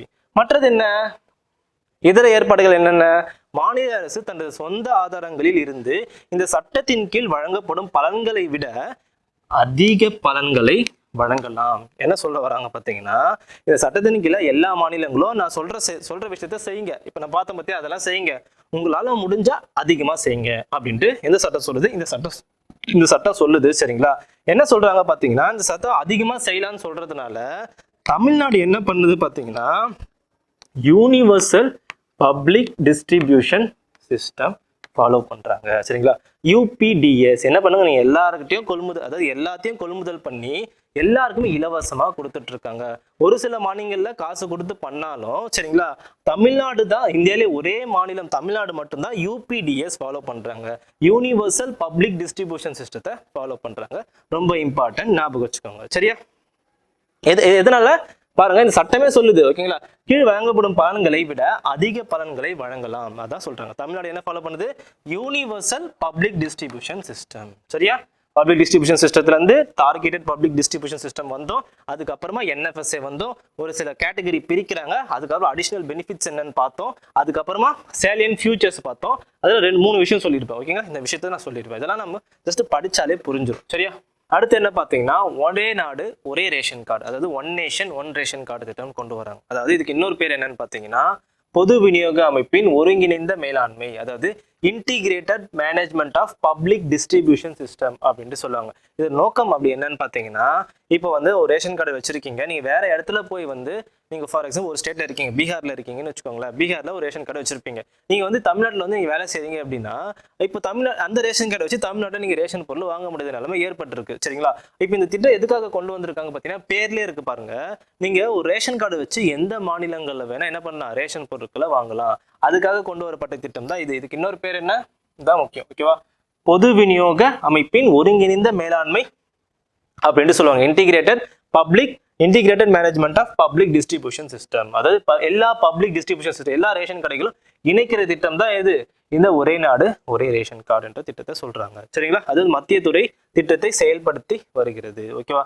எய்ம் என்ன பாருங்க, இதான் முக்கியம். இந்த அமைப்பது, ஓகேங்களா, இந்த அமைப்பு அனைத்து என்எஃப்எஸ்ஏ பயனாளிகளும், குறிப்பாக புலம்பெயர்ந்த பயனாளிகள், நாட்டில் உள்ள எந்த ஒரு நியாய விலை கடையில் இருந்து முழு அல்லது பகுதி உணவு தானியங்களை கோர அனுமதிக்கிறது. அதான் முக்கியம். நாட்டில் உள்ள எந்த ஒரு நியாய விலை கடைகளிலும், அதான் முக்கியமா யாருக்கு, இந்த புலம்பெயர்ந்த பயனாளிகள். அதுதான் மெயின். ஓகே, மைக்ரண்ட் ஒர்க்கர்ஸ்க்கு தான் இது கொண்டு வந்த முக்கியமான திட்டம் தான் எது, இந்த திட்டம். மைக்ரண்ட் ஒர்க்கர்ஸ்க்காக மட்டும்தான் இந்த திட்டத்தை கொண்டு வந்திருக்காங்க. ஏன்னா அவங்க தான் வந்து வேலை செய்யறப்போ ரேஷன் கார்டு வந்து மற்ற மாநிலங்களை வாங்க முடிய நிலைமை வருது. ஸோ இந்த திட்டம் வந்து எதுக்காக கொண்டு வரப்பட்டது, முக்கியமா வந்து இந்த புலம்பெயர்ந்த தொழிலாளர்களுக்காக, மைக்ரண்ட் பெனிஃபிஷரிஸ். சரியா? ஓகே, அடுத்தது நம்ம எதை பத்தி பார்க்க போறோம்னு பாத்தீங்கன்னா, குறைந்தபட்ச ஆதார விலையை பத்தி பார்க்க போறோம். ஓகேவா? அதாவது குறைந்தபட்ச ஆதார விலை என்பது விவசாயிகளுக்கு ஊக்குவிக்கிறதுக்காக கொடுக்கக்கூடிய ஒரு தொகை. ஓகேங்களா? ஒரு சில கிராப்ஸ்க்கு கொடுப்பாங்க. சரிங்களா? அதை கம்ப்ளீட்டா நம்ம இதை பத்தி பார்க்க போறோம். இது வந்து கொஸ்டின்ஸ் அதிகமா கேட்கறாங்க. சரியா? எம்எஸ்பினா ஃபர்ஸ்ட் என்ன, ஃபர்ஸ்ட் அதுக்கு முன்னாடி என்ன தெரிஞ்சுக்கோ அப்படி பாத்தீங்கன்னா, விவசாய பயிராண்டை தெரிஞ்சுக்கோங்க. நம்ம வந்து நிதியாண்டை பத்தி தெரிஞ்சுக்கிட்டோம். நம்ம நிதியாண்டு எப்போ வரும், April 1 இருந்து March 31 வரைக்கும் வரும். அதே போல விவசாய பயிராண்டு என்பது 1 ஜூலைல இருந்து 30 ஜூன் வரைக்கும். ரொம்ப இம்பார்ட்டன்டா தெரிஞ்சு வச்சுக்கோங்க. விவசாய பயிராண்டு வந்து 1 ஜூலைல இருந்து 30 ஜூன் வரைக்கும். சரியா? இதை வந்து எப்போ அனௌன்ஸ் பண்ணாங்க அப்படி பார்த்தீங்கன்னா, விதைப்பதற்கு முன்னமே அனௌன்ஸ் பண்ணுவாங்க. அது ஒரு முக்கியமான பாயிண்ட். ஓகேவா? எம்எஸ்பி எப்போ அனௌன்ஸ் பண்ணாங்கன்னா, அறுவடை செஞ்சதுக்கு அப்புறம் அனௌன்ஸ் பண்ண மாட்டாங்க. அதாவது விதைப்பதற்கு முன்னமே, ஃபார் எக்ஸாம்பிள் ரைஸுக்கு இவ்வளோ ரேட்டு, வீட்டுக்கு இவ்வளோ ரேட்டு அப்படின்னு சொல்லுவாங்க. சரியா? எம்எஸ்பின்றது நான் லாஸ்ட்ல சப்சிடி நடத்துறப்ப சொல்லியிருப்பேன், அதாவது மானியத்தை நடத்துறப்ப சொல்லியிருப்பேன். எம்எஸ்பின்றது இன்க்ரீஸ்டு சப்சிடி, அதாவது விலையை வந்து உயர்த்தி கொடுக்கக்கூடிய மானியம் அப்படின்ட்டு சொல்லியிருப்பேன். சரியா? ஃபார் எக்ஸாம்பிள் நான் புரியுற மாதிரி சொல்றேன் பாருங்க. இது வந்து எப்போ அனௌன்ஸ் பண்றாங்கன்னா, விதைப்பதற்கு முன்னமே அனௌன்ஸ் பண்றாங்க. அப்ப பாருங்களேன், உதாரணத்துக்கு சந்தையில வந்து ஒரு ரைஸ், ஓகே நான் எக்ஸாம்பிளா சொல்றேன். சந்தையில வந்து ஒரு 100 ரூபான்னு வச்சுக்கோங்க. ஓகேவா? 1 kg ரைஸ் வந்து 100 ரூபாய். சரியா? இப்போ என்ன பண்றாரு அப்படின்னா, ஃபார்மர்ஸ் வந்து இதை பாக்குறாரு. விவசாயி வந்து இது பாக்குறாரு, ஓகே ஒரு கேஜி வந்து சந்தையில வந்து 100 ரூபாய் இருக்குன்னு சொல்லிட்டு என்ன பண்ணாரு பாத்தீங்கன்னா, ஃபார்மர் வந்து ரைஸ் வந்து ப்ரொடியூஸ் பண்ணலாம் அப்படின்னு நினைப்பாரு. அப்போ ஃபார்மர் என்ன பண்றாரு அப்படின்னு பாத்தீங்கன்னா, ரைஸை வந்து ஒரு கேஜி ரைஸ் வந்து ஒரு 80 ரூபாய்க்கு ப்ரொடியூஸ் பண்ணிடுறாரு வச்சுக்கோங்க. சரியா? அதாவது விதைப்பதற்கு முன்னமே மார்க்கெட் ப்ரைஸை பார்க்குறாரு, அதாவது சந்தை விலையை பார்க்குறாரு, எவ்வளோ இருக்குது, 100 ரூபாய் இருக்குது. அதை பார்த்துட்டு ஓகே நம்ம வந்து இதை விட ஒரு கம்மியாக நம்ம ப்ரொடியூஸ் பண்ணி விலைக்கு கம்மியாக ப்ரொடியூஸ் பண்ணி என்ன பண்ணலாம்னா 20 ரூபாய் லாபத்தோட வித்துடலாம்னு நினைக்கிறாரு. ஓகேவா? அப்போ விதைச்ச நாட்டிலேருந்து அறுவடை செஞ்சதுக்கு ஒரு ஒரு பர்டிகுலர் மந்த் வச்சுக்கோங்க. விற்கிற டைம் அப்போ என்ன நடக்குது பார்த்தீங்கன்னா, அதாவது விற்கிற டைம் அப்போ என்ன நடக்குது பார்த்தீங்கன்னா, ரைஸோட டிமாண்ட் குறைஞ்சிருது. ரைஸோட டிமாண்ட் குறைஞ்சதுன்னா ஒரு பொருளுடைய டிமாண்ட் குறைஞ்சதுன்னா என்ன ஆகும், அதோட பிரைஸ் கம்மியாகும். கரெக்டுங்களா? அப்போ அவர் விற்க போறப்போ, அதாவது அறுவடைலாம் முடிஞ்சு இந்த ரைஸை வந்து விற்க போறப்போ என்ன நடக்குதுன்னு பாத்தீங்கன்னா, இந்த மார்க்கெட் பிரைஸ் வந்து என்ன ஆயிடுதுன்னு பாத்தீங்கன்னா 60 ரூபாய் ஆயிடுது. சரிங்களா? மார்க்கெட் வந்து அதாவது ரைஸுக்கு டிமாண்ட் இல்லாததால நிறைய ரைஸ் இருக்கிறதுனால அந்த ரைஸோட பிரைஸ் குறைஞ்சு 60 ரூபாய் ஆயிடுது. இவர் என்ன நடக்குதுன்னு பாத்தீங்கன்னா, இவர் வந்து நினைச்சிட்டு இருக்காரு 100 ரூபாய் தான் இருக்கும்னு நினைச்சிட்டு போய் விற்கலான்னு பார்த்தா எவ்வளவுக்கு ப்ரொடியூஸ் பண்ணிருக்காரு, 80 ரூபாய்க்கு ப்ரொடியூஸ் பண்ணதால 60 ரூபாய்க்கு அவரால் விற்க முடியாது. அப்ப அந்த டைம்ல அப்ப இவருக்கு லாஸ் தானே. அப்ப ஃபார்மருக்கு என்ன இருக்கும், நிறைய கடன் வாங்கி அவர் உற்பத்தி பண்ணியிருப்பார் இல்லைங்களா? அப்ப என்ன நடக்கும், 60 ரூபாய்க்கு விற்கிறதுனால அவருக்கு லாஸ் தான். அப்ப என்ன நடக்கும் பாத்தீங்கன்னா, ஃபார்மர்ஸ் வந்து ரைஸும் ப்ரொடியூஸ் பண்ண மாட்டாரு, அவருடைய வாழ்வாதாரமும் என்ன நடக்கும், பாதிக்கப்படும். அந்த இடத்துல தான் யார் வரான்னு பாத்தீங்கன்னா, இந்த எம்எஸ்பியை கொண்டு வராங்க. எம்எஸ்பினா என்ன, குறைந்தபட்ச ஆதார விலை. எப்ப அனௌன்ஸ் பண்றாங்க பாத்தீங்கன்னா, விதைப்பதற்கு முன்னமே அனௌன்ஸ் பண்றாங்க. அப்போ உதாரணத்துக்கு எம்எஸ்பி வந்து 100 ரூபாய் அனௌன்ஸ் பண்ணிட்டாங்கன்னு வச்சுக்கோங்க. சரியா? விதைப்பதற்கு முன்னமே அனௌன்ஸ் பண்ணிட்டாங்க. அனௌன்ஸ் பண்ணதுனால ஹார்வெஸ்ட் பண்ணி அறுவடை செஞ்சதுக்கு அப்புறம் கூட டிமாண்ட் குறையுதோ, டிமாண்ட் இருக்கோ இல்லையோ, சரியா, அதே விலைக்கு தான் ஃபார்மர்ஸ் கிட்ட இருந்து வாங்குவாங்க கவர்மெண்ட். அதுதான் எம்எஸ்பி. சரியா? ஆதாரமா கொடுத்துட்றாங்க. டிமாண்ட் நீ இருக்கோ இல்லையோ நீ கவலைப்படாத, நீ என்ன பண்ணு, இந்த ரேட்டுக்கு நான் வாங்கிக்கிறேன். அதான் விதைப்பதற்கு முன்னமே அனௌன்ஸ் பண்றாங்க. புரியுதுங்களா? இப்போ உதாரணத்துக்கு இப்போ ஃபார்மர் வந்து இப்போ நீ 100 ரூபாய் நீங்க வச்சுக்கோங்க. ஓகே, விற்கிறப்போ இப்போ ஃபார்மர் வந்து இந்த ஹார்வெஸ்ட் பண்ணி அறுவடை பண்ணி இந்த ரைஸை விற்கிறப்போ அதே 100 ரூபாய் தான் இருக்குன்னு வச்சுக்கோங்க மார்க்கெட் பிரைஸ். இந்த மார்க்கெட் பிரைஸ் சந்தையில ஒருத்தர் வாங்குறப்ப என்ன பண்ணுவான் அப்படின்னு பாத்தீங்கன்னா, அந்த அரிசியோட தரத்தை வந்து மதிப்பிடுவான். குவாலிட்டி வந்து சம்டைம்ஸ் கம்மி ஆயிடுச்சு, இப்போ மழையாலையோ ஓகே சரியா ஏதாச்சும் ஒரு விஷயத்தினால அரிசியோட குவாலிட்டி கம்மி ஆயிடுச்சு அப்படின்னா அதே 100 ரூபாய்க்கு சம்டைம்ஸ் வாங்க மாட்டான். 100 ரூபாய், அதாவது அறுவடை பண்ணிட்ட பிறகு அந்த பொருளை விற்கிறப்போ 100 ரூபாய் இருந்துச்சுன்னு வச்சுக்கோங்க. ஓகேவா? இந்த குவாலிட்டி சம்டைம்ஸ் கம்மி ஆயிடுச்சு அப்படின்னா அது வாங்க மாட்டான். அப்போ அது ரெண்டு கேஸ் தானே, அது ஃபார்மர்ஸ்க்கு வந்து லாஸ் ஆக வாய்ப்பு இருக்கு. அப்போ அந்த டைம்ல ஃபார்மர்ஸ்க்கு வந்து ஆதாரமா இருக்கிற விலை எது, கவர்மெண்ட் கொடுக்குற எம்எஸ்பி. இப்போ நல்லா எம்எஸ்பி உங்களுக்கு புரிஞ்சிருக்கும்னு நினைக்கிறேன். சரியா? அப்போ எவ்வளவு இருக்கும் இன்கேஸ் வந்து எம்எஸ்பியோட மார்க்கெட் பிரைஸ் இப்போ 150 ரூபாய் இருந்துச்சுன்னு வச்சுக்கோங்களேன். ஃபார்மர் வந்து எம்எஸ்பியில தான் வந்து போய் கொடுக்கணும், அதாவது கவர்மெண்ட் கிட்ட தான் வாங்கணும்னு அவசியமே கிடையாது. ஓகே, கவர்மெண்ட் கிட்ட தான் கொடுக்கணும்னு அவசியமே கிடையாது. மார்க்கெட்ல போய் 150 ரூபாய்க்கு வாங்கிக்கலாம். சரியா? ஆனா கவர்மெண்ட் வந்து, அதாவது எம்எஸ்பி கவர்மெண்ட் அனௌன்ஸ் பண்றது வந்து குறைக்கவும் மாட்டாங்க, சம்டைம்ஸ் வந்து மேக்ஸிமம் குறைக்கவே மாட்டாங்க. வருஷம் அந்த எம்எஸ்பி பிரைஸை அதிகரிச்சுட்டு தான் இருப்பாங்க. இப்போ உங்களுக்கு ஓரளவுக்கு ஐடியா கொடுக்குறேன், ஐடியா கிடைச்சிருக்கும்னு நினைக்கிறேன். சரியா? மானியம் என்பது, அதாவது எம்எஸ்பி என்பது அதிகரித்து கொடுக்கக்கூடிய மானியம். சரியா? ஓகே, இப்போ நம்ம என்ன தெரிஞ்சிருக்கோம் அப்படின்னு பாத்தீங்கன்னா, அதை யார் பரிந்துரைக்கிறது, அதை யார் வந்து ஒப்புதல் கொடுக்கறது, அதை யார் வந்து அறிவிக்கிறது, 3 பேர் தெரிஞ்சு வச்சுக்கணும். சரியா? இதுல இருந்து கண்டிப்பா கொஸ்டின் கேட்பாங்க. பாருங்க, ஃபர்ஸ்ட் ரெக்கமெண்ட் பண்றது யாரு, இந்த வார்த்தைகளை கொஞ்சம் இங்கிலீஷ்ல தெரிஞ்சு வச்சுக்கோங்க. சரியா? தமிழ் டிரான்ஸ்லேஷன்ல சம்டைம்ஸ் வந்து இந்த வார்த்தையை வந்து இங்கிலீஷ்லேயே தான் கொடுப்பாங்க. ஸோ நான் சொல்றது மட்டும் ஒரு சிலதை தமிழ் மீடியம் ஸ்டூடெண்ட்ஸ் வந்து இங்கிலீஷ்ல மனப்பாடம் அடிச்சு வச்சுக்கோங்க. சரியா? ரெக்கமெண்டேஷன் யாருன்னு பாத்தீங்கன்னா, commission for agriculture cost and the prices, CACP அப்படின்னு சொல்லுவாங்க. அதாவது விவசாய செலவுகள் மற்றும் விலைகளுக்கான தரகு அப்படின்றவங்க தான் இந்த எம்எஸ்பியை வந்து என்ன பண்றாங்க, அதாவது குறைந்தபட்ச ஆதரவு விலையை வந்து ரெக்கமெண்ட் பண்றாங்க, பரிந்துரைக்கிறாங்க. அதை வந்து அப்ரூவல் பண்றது, அதாவது ஒப்புதல் கொடுக்கறது யாருன்னு பாத்தீங்கன்னா, cabinet committee on economic affairs, அதாவது பொருளாதார விவகாரங்களுக்கான அமைச்சரவை குழு, CCA. இது இவங்க ஏன் வந்து அப்ரூவல் கொடுக்குறாங்க அப்படின்னா, அவங்க கொடுக்கக்கூடிய விலை வந்து எக்கனாமிக்கலி ஃபீஸிபிளா, அதாவது பொருளாதார ரீதியில வந்து கொடுக்க முடியுமான்னு சொல்லிட்டு இவங்க வந்து டிசைட் பண்ணவங்க யாரு, cabinet committee on economic affairs. ஓகேங்களா? அப்போ இது ரெண்டுத்தையும் இந்த பரிந்துரைச்சிட்டாங்க, ஒப்புதல் கொடுத்துட்டாங்க.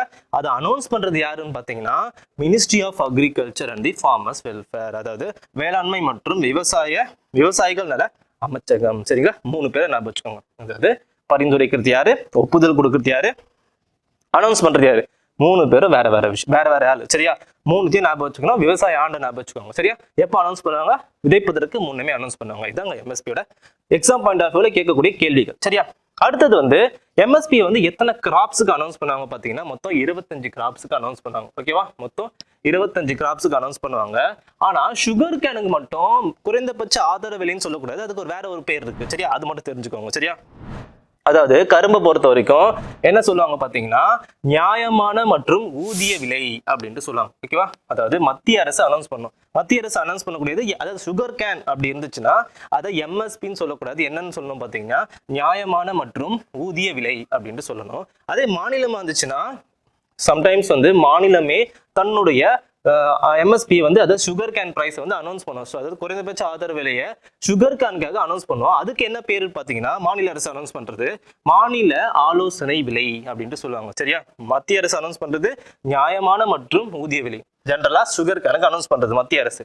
இதே சம்டைம்ஸ் வந்து மாநில அரசே தன்னுடைய மாநில அரசு அதாவது சுகர் கேனுக்கான விலையை அனௌன்ஸ் பண்ணுவாங்க. அதுக்கு பேர் என்னன்னு பார்த்தீங்கன்னா மாநில ஆலோசனை விலைன்னு சொல்லுவாங்க. சரிங்களா, அது இதுல வந்து எந்த அமைச்சகம் அனௌன்ஸ் பண்ணுவாங்க பாருங்க, நுகர்வோர் விவகாரங்கள் மற்றும் உணவு மற்றும் பொது விநியோக அமைச்சகம். சரியா, அதாவது இங்கிலீஷ்ல பாத்தீங்கன்னா ministry of consumer affairs food and public distribution தான், அதாவது சென்ட்ரல் கவர்மெண்ட் கீழே இந்த அமைச்சகம் வருது. சரியா, அவங்க தான் இதை அனௌன்ஸ் பண்றாங்க, ஃபேர் அண்ட் ரெனுமரேட்டிவ் பிரைஸ். ஓகே, ஞாபகம் வச்சுக்கோங்க. அதே மாநில அரசு இருந்தா ஸ்டேட் அட்வைஸ்டு பிரைஸ், அதாவது மாநில ஆலோசனை விலை. ஸோ எம்எஸ்பி வந்து மற்ற 25 கிராப்ஸுக்கு குறைந்தபட்ச ஆதார விலை. ஆனா கரும்பை பொறுத்த வரைக்கும் இந்த 2 பேர். ஓகேவா, அதான் தெரிஞ்சு வச்சுக்கணும். எக்ஸாம் பாயிண்ட் ஆஃப் வியூல தெரிஞ்சு வைக்க வேண்டியது இது ஒண்ணு, அப்புறம் இது ஒண்ணு. ஸோ ஓகேங்க, சரிங்க. இப்போ இந்த மாநில ஆலோசனை விலை எப்படி அனௌன்ஸ் பண்ணுவாங்க அப்படின்னு பாத்தீங்கன்னா, இப்போ உதாரணத்துக்கு ஃபார்மர் வச்சுக்கோங்க.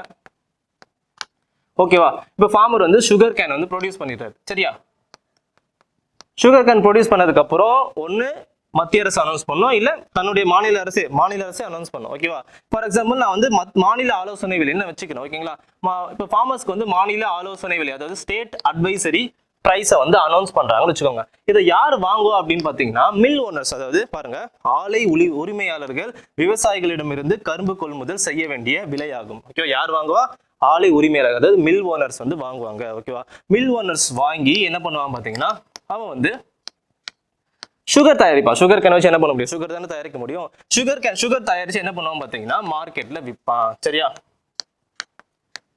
பாருங்க இது வந்து மாநில அரசு அனௌன்ஸ் பண்ணுது, யாருக்கிட்ட இருந்து வாங்குது? விவசாயி கிட்ட இருந்து வாங்கி மில் ஓனர்ஸ் வந்து வாங்குவாங்க. ஓகே, எஸ்ஏபி வந்து மாநில அரசு அனௌன்ஸ் பண்ணோம், அது வந்து யார் வாங்குவா? அதாவது ஆலை தொழிலாளர்கள் வாங்குவாங்க, அதாவது ஆலை உரிமையாளர்கள் வாங்குவாங்க. சரியா, வாங்கி என்ன பண்ணுவான்? மார்க்கெட்ல விற்பான். சரிங்களா, இப்போ எஸ்ஏபி அதாவது மாநில ஆலோசனை விலை என்பது வருஷம் என்ன ஆகும்? ஏறிக்கிட்டே இருக்கும். எதுக்காக? ஏன்னா விவசாயிகளை ப்ரொடெக்ட் பண்றது, அவங்களுடைய வாழ்வாதாரம் பாதிக்கப்படக்கூடாது. சரிங்களா, அப்போ அதாவது குறைந்தபட்ச ஆதரவு விலை வந்து வருஷம் ஏறிக்கிட்டே இருக்கும். உங்களுக்கு தெரியும். சரிங்களா, இப்போ உதாரணத்துக்கு இந்த வருஷத்து 100 ரூபாய் கொடுக்குறாங்கன்னா அதே 100 ரூபாய் வந்து அடுத்த வருஷம் இருக்காது. சரியா, ஏறிட்டே தான் இருக்கும். ஏன்னா விவசாயிகளுடைய நலன்களை உறுதி செய்யறதுக்காக. ஸோ அதே போலதான் சுகர் கேனோட பிரைஸும் வந்து அதாவது மாநில ஆலோசனை விலை வந்து வருஷம் ஏறிக்கிட்டே இருக்கும். ஆனா மார்க்கெட் பிரைஸ் அப்படி கிடையாது. ஓகேவா, டிமாண்ட் அதாவது தேவை இருந்தா மட்டும்தான் பிரைஸ் அதிகரிக்கும், தேவை இல்லைன்னா பிரைஸ் கம்மியாகும். இப்ப பாருங்களேன், இப்போ சுகர் கேன் வந்து ஃபார் எக்ஸாம்பிள் அதே 100 ரூபாய் எக்ஸாம்பிள் வச்சுக்கிறேன். 100 ரூபாய் இருக்குன்னு வச்சுக்கோங்க. சரியா, இப்போ மில் ஓனர் வந்து 100 ரூபாய்க்கு இதை வாங்குறாரு. 100 ரூபாய்க்கு வாங்கிட்டு விற்கிறப்போ, ஓகே, அது சுகரா மாத்தி விற்கிறப்போ மார்க்கெட்ல சுகருக்கான டிமாண்ட் இல்லை, சுகருக்கான தேவை இல்லை அப்படின்னா இந்த 100 ரூபாய்ன்றது என்ன இருக்கும்? 80 ரூபாய் ஆக வாய்ப்பு இருக்கு, 60 ரூபாய் ஆக வாய்ப்பு இருக்கு. இப்போ 1 kg for example 1 kg sugar cane வந்து மில் ஓனர் வந்து வாங்குறாருன்னு வச்சுக்கோங்க. சரியா, மார்க்கெட்ல சுகரா விற்கிறப்போ மார்க்கெட்ல சுகருக்கு டிமாண்ட் இல்லை, அந்த டைமுக்கு இல்லைன்னு வச்சுக்கோங்களேன், இந்த விலைக்கு அவரால் விற்க முடியாது. கரெக்டுங்களா? அப்ப யாருக்கு இங்க லாஸ்? இந்த மில் ஓனருக்கு தான் லாஸ். அப்ப அந்த டைம்ல கவர்மெண்ட் என்ன பண்ணுது அப்படின்னா, நீ என்ன பண்ணு, விவசாயிகிட்ட இருந்து நீ எப்படியாச்சும் வாங்கிடு, கரும்பை வந்து வாங்கிடு, அவங்களோட வாழ்வாதாரம் பாதிக்கப்படக்கூடாது, நீ இந்த என்ன சொல்றோமோ அந்த விலைக்கு நீ வாங்கிடு, உனக்கு என்ன லாஸோ அதை நான் ஈடு செய்யறேன் அப்படின்ட்டு கவர்மெண்ட் சொல்லிச்சு. சரியா, இது நல்லா தெரிஞ்சு வச்சுக்கோங்க. சரியா, இந்த விலையை வந்து குறைக்க முடியாதுங்க. ஏன்னா வாழ்வாதாரம் பாதிக்கப்படுது. யாருடைய வாழ்வாதாரம்? விவசாயிகளோட வாழ்வாதாரம் பாதிக்கப்படக்கூடாது. ஸோ மார்க்கெட்ல டிமாண்ட் இருக்கோ இல்லையோ, நீங்க வந்து ஆதாரமா இந்த விலைக்கு நான் வந்து ஃபார்மர்ஸ் கிட்ட இருந்து வாங்கிற மில் ஓனர்ஸ் கிட்ட கவர்மெண்ட் சொல்லிட்டோம். சரியா, அப்போ கவர்மெண்ட் வந்து மில் ஓனர் வாங்கிட்டாங்கன்னு வச்சுக்கோங்களேன், டிமாண்ட் இருக்குதோ இல்லையோ, ஓகே, விலை கம்மியாகுதோ இல்லையோ, அது எது நீங்க லாஸ் ஆனாலும் சரி கவர்மெண்ட் வந்து ஈடு செய்வாங்க. சரியா, இதனால தெரிஞ்சு வச்சுக்கோங்க. ஓகேவா, 2 பேரை ஞாபகம் வச்சுக்கோங்க. இது எதுல? சுகர் கேன் வரப்போ இந்த பேரை நான் வச்சுக்கணும். மற்ற கிராப்ஸுக்கு குறைந்தபட்ச ஆதார விலை. சரியா, ஓகே, குறைந்தபட்ச ஆதார விலை கொடுக்கறது நல்லதா கெட்டதா? ஓகேவா, இப்ப அடுத்தது அதான் பார்க்க போறோம். அடுத்தது என்ன? எம்எஸ்பியின் சிக்கல்கள், அதாவது குறைந்தபட்ச ஆதார விலை கொடுக்கறதுல என்னென்ன சிக்கல்கள் இருக்கு சரியா. உதாரணத்துக்கு இப்ப பாருங்க, எம்எஸ்பி வந்து எத்தனை கிராப்ஸுக்கு அனௌன்ஸ் பண்றாங்க, மொத்தம் 25 கிராப்ஸுக்கு அனௌன்ஸ் பண்றாங்க. மொத்தம் எத்தனை? 25 கிராப்ஸுக்கு அனௌன்ஸ் பண்றாங்க. ஆனா கவர்மெண்டால அதாவது அனௌன்ஸ் பண்ற எல்லா கிராப்ஸுக்கும் என்ன பண்ண முடியல, எல்லா கிராப்ஸையும் வாங்க முடியல. ஆனா பெரும்பாலும் எதை வாங்குறாங்க அப்படின்னு பாத்தீங்கன்னா, கோதுமை மற்றும் அரிசியை மட்டும்தான் கொள்முதல் செய்ய முடிகிறது. அதுவும் பாத்தீங்கன்னா ஒரு சில மாநிலங்கள்ல மட்டும்தான் கொள்முதல் செய்ய முடியுது. அப்ப மத்ததெல்லாம் பாருங்களேன், இவ்வளவு அனௌன்ஸ் பண்ற எல்லா கிராப்ஸையும் நீ அனௌன்ஸ் பண்ணிடுறீங்க ஓகேங்களா. ஆனா நீ மேக்ஸிமம் கொள்முதல் செய்து எதை நீங்க கொள்முதல் செய்றீங்க அப்படின்னு பாத்தீங்கன்னா, வெறும் வீட்டையும் ரைஸையும் மட்டும் தான் நீங்க கொள்முதல் செய்றீங்க. அப்ப மத்த கிராப்ஸுக்குலாம் என்ன பண்ண முடியாது, அப்படி அனௌன்ஸே பண்ணாலும் கவர்மெண்ட் வந்து வாங்குறதுக்கான நிதி கிடையாது. சிம்பிளா சொல்லணும்னா அதுதான் சரியா. அப்ப விவசாயி என்ன பண்ணுவான், கொஞ்சம் யோசிச்சு பாருங்களேன். அப்போ குறைந்தபட்ச ஆதார விலை என்பது நீ என்னதான் பிரச்சனை டிமாண்ட் இருக்குதோ இல்லையோ அந்த விலைக்கு வாங்கிடுவாங்க. அப்போ ஃபார்மர்ஸ் என்ன பண்ணுவான், யோசிச்சு வெறும் வீட்டையும் ரைஸையும் மட்டும் தான் உற்பத்தி செய்வான். கரெக்டுங்களா. வீட்டையும் ரைஸையும் மட்டும் தான் உற்பத்தி செய்வான். மற்ற கிராப்ஸ் என்ன பண்ண மாட்டான்னா உற்பத்தி செய்ய மாட்டான், விதைக்க மாட்டான். அப்ப என்ன பிரச்சனை நடக்குது, வெறும் வீட்டோ ரைஸோ மட்டும்தான் ப்ரொடியூஸ் பண்ணிட்டே இருப்பாங்க. என்ன நடக்காது பார்த்தீங்கன்னா, மற்ற கிராப்ஸுக்கு நீங்க அனௌன்ஸ் பண்ணாலும் வாங்க மாட்டாங்க, கவர்மெண்ட் வாங்குற நிலைமையில இல்லை. அப்ப என்ன நடக்கும் பார்த்தீங்கன்னா, வெறும் வீட்டோ ரைஸோ மட்டும் தான் வாங்குவோம். அப்ப மார்க்கெட்ல சம்டைம்ஸ் வந்து தானியங்களுக்கு வந்து மில்லட் இருக்கு பார்த்தீங்களா, மில்லட் நீங்க கேள்விப்பட்டிருப்பீங்களா, அதுக்கான டிமாண்ட் இருக்கும் மார்க்கெட்ல. ஆனா என்ன நடக்கும் பாத்தீங்கன்னா, மார்க்கெட்டுக்கான டிமாண்டுக்கு ஏற்ற மாதிரி ப்ரொடக்ஷன் வராது ஓகேங்களா. ஏன்னா எம்எஸ்பி வந்து வெறும் கோதுமைக்கும் அரிசிக்கும் மட்டும்தான் அனௌன்ஸ் பண்றதுனால. சரியா, நல்லா புரிஞ்சிருக்கும். ஓகே, நான் சப்சிடி நான் தடவை சொல்லியிருப்பேன், சந்தை சிதைவு, மார்க்கெட் டிஸ்ட்ராக்ஷன் அப்படின்ட்டு சொல்லியிருப்பேன். அதாவது மார்க்கெட்ல என்ன டிமாண்டோ அதுதான் கொடுக்கணும் சரி. ஆனா அது கொடுக்காம எது தேவையில்லையோ அது வந்துச்சுன்னா என்ன யூஸ், அதுதான் எம்எஸ்பியால நடக்கிற பெரிய விஷயம். ஓகே, தப்பான விஷயம் ஓகேங்களா.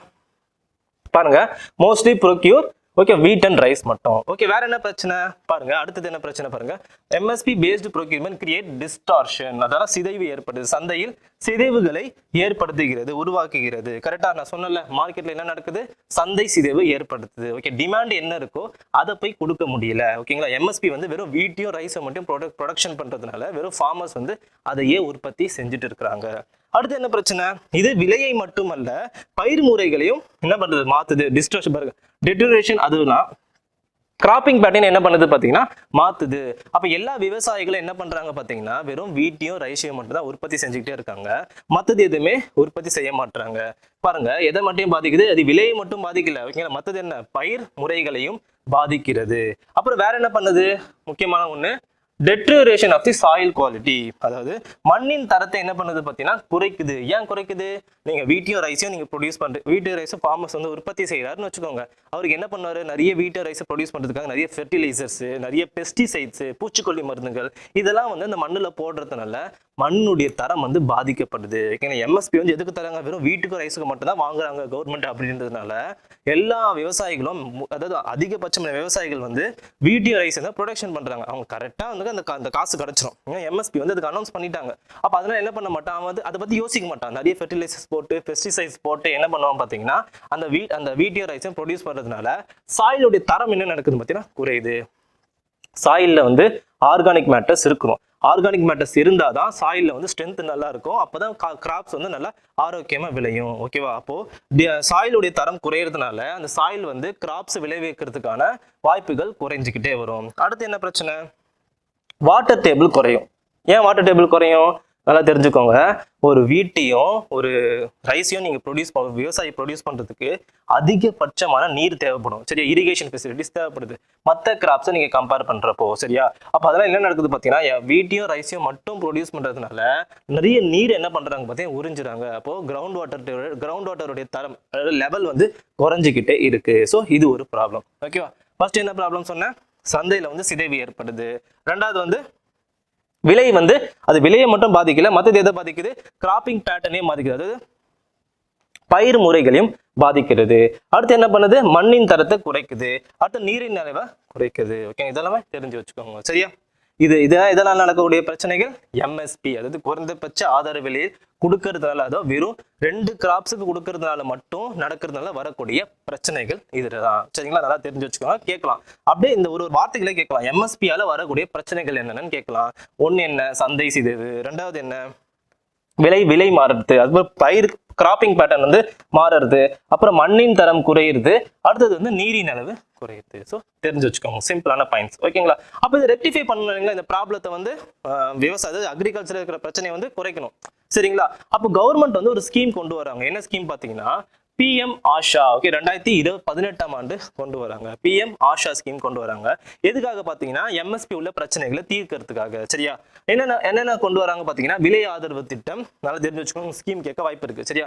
விலை ஆதரவு திட்டம், விலை குறைபாடு செலுத்தும் திட்டம், ஓகேவா, தனியார் கொள்முதல் மற்றும் பங்குதாரர் திட்டம். ஓகேவா? அதாவது இங்கிலீஷ்ல பாத்தீங்க அப்படின்னா price support scheme, price deficiency payment scheme, private procurement and stockist scheme. அதாவது என்னன்னா சிம்பிளா சொல்றேன், இது மட்டும் வார்த்தைகள் மட்டும் தெரிஞ்சு வச்சுக்கோங்க, நான் எக்ஸ்பிளைன் பண்றேன் என்னன்ட்டு. சரியா?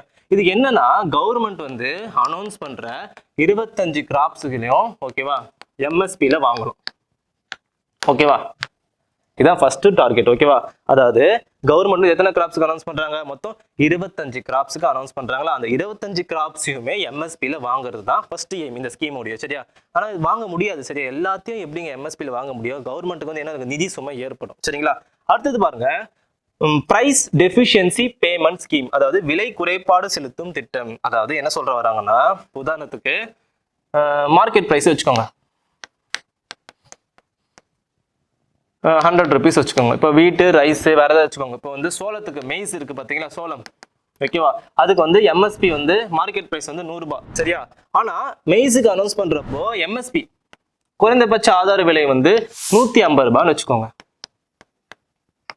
ஆனால் ஞாபகம் வச்சுக்கோங்க, சோளத்துக்கு வந்து கவர்மெண்ட் வந்து அனௌன்ஸ் பண்ற குறைந்தபட்ச ஆதார விலை வந்து 150 ரூபாய். சரி? ஆனால் மார்க்கெட் பிரைஸ் வந்து 100 ரூபாய் தான். இப்போ வந்து எல்லாத்தையும் கவர்மெண்ட் வந்து வாங்க முடியாத நிலைமை ஏற்பட்டுச்சு. அப்போ என்ன பண்ணுவாங்க அப்படின்னு பார்த்தீங்கன்னா, ஃபார்மர்ஸ் கிட்ட வந்து கவர்மெண்ட் என்ன சொல்லணும்னு பார்த்தீங்கன்னா, நீ 1 kg மெய்ஸ் வச்சிருக்க, அதாவது சோளம். சரியா? 1 kg மெய்ஸை நீ வந்து 100 ரூபாய்க்கே வித்துரு. சரியா? மீதம் அந்த 50 ரூபாய் என்ன பண்றேன்னு உனக்கு கொடுத்துட்றேன். சரியா? புரியுதா? புரிஞ்சிருக்கும்னு நினைக்கிறேன். நீ வந்து 100 ரூபாய்க்கே வித்துருப்பா, மார்க்கெட்ல என்ன இருக்கோ அதை வித்துரு, மீதம் உனக்கு எவ்வளவு லாஸ் ஆகுதோ அதை என்ன பண்றேன்னு பார்த்தீங்கன்னா நான் கொடுத்துட்றேன். அதுதான் இந்த ஸ்கீம். எது? Price deficiency payment scheme. Okay, ரெண்டு புரிஞ்சுதா? மூணாவது என்ன பார்த்தீங்கன்னா பேர்ல இருக்கு பாருங்க, தனியார் கொள்முதல் மற்றும் பங்குதாரர் திட்டம். அதாவது தனியார் நிறுவனமே வந்து, தனியார் நிறுவனம் மார்க்கெட்ல யாருப்பா, நிறைய தனியார் நிறுவனங்கள் இருக்கும். சரி, அவங்க தான் வந்து வாங்குறாங்கன்னு வச்சுக்கோங்க. இப்போ 100 ரூபாய்க்கு இவங்க வாங்குறான்னு வச்சுக்கோங்க. ஃபார் எக்ஸாம்பிள் 150 ரூபாய் வந்து சோளம் இருக்குன்னு வச்சுக்கோங்க. பிரைவேட் செக்டர் வாங்க சொல்லுவாங்க. பிரைவேட் பிளேயர் என்ன பண்ண சொல்லுவாங்க பாத்தீங்கன்னா, 150 ரூபாய்க்கு நீ வாங்குப்பா. சரியா? நீ வாங்கிட்டு உனக்கு நான் 50 ரூபாய் கொடுத்துறேன். அப்படியே ஆப்போசிட். சரியா? நீ ஃபார்மர்ஸை வாங்க சொல்றது இது, அது பிரைவேட்டை வாங்க சொல்றது இது. சரியா? ஆனா எல்லாருமே வந்து எல்லாத்துக்குமே வந்து கவர்மெண்ட்டுக்கு தான் சுமை ஏற்படுது. ஸோ நல்லா புரிஞ்சிருக்கும்னு நினைக்கிறேன். இந்த ஸ்கீம் வந்து கொண்டு வந்தாங்க, ஆனா 2 மந்த்லயே இந்த ஸ்கீம் வந்து ஃபிளாப் ஆயிடுச்சு. ஓகேங்களா? ஏன்னா கவர்மெண்ட் கிட்ட அவ்வளவு நிதி இல்ல, கஷ்டமாயிடுச்சு. எல்லா கிராப்ஸையுமே வந்து, அதாவது மொத்தம் எத்தனை கிராப்ஸ்க்கு அனௌன்ஸ் பண்றாங்க? மொத்தம் 25 கிராப்ஸ்க்கு அனௌன்ஸ் பண்றாங்க. எல்லாத்தையும் என்ன பண்ண முடியல? வாங்க முடியல. இந்த ஸ்கீமும் என்ன பண்றாங்க? ஃபிளாப் ஆயிடுச்சு, ஃபெயிலியர் ஆயிடுச்சு. 2018ல கொண்டு வந்தது.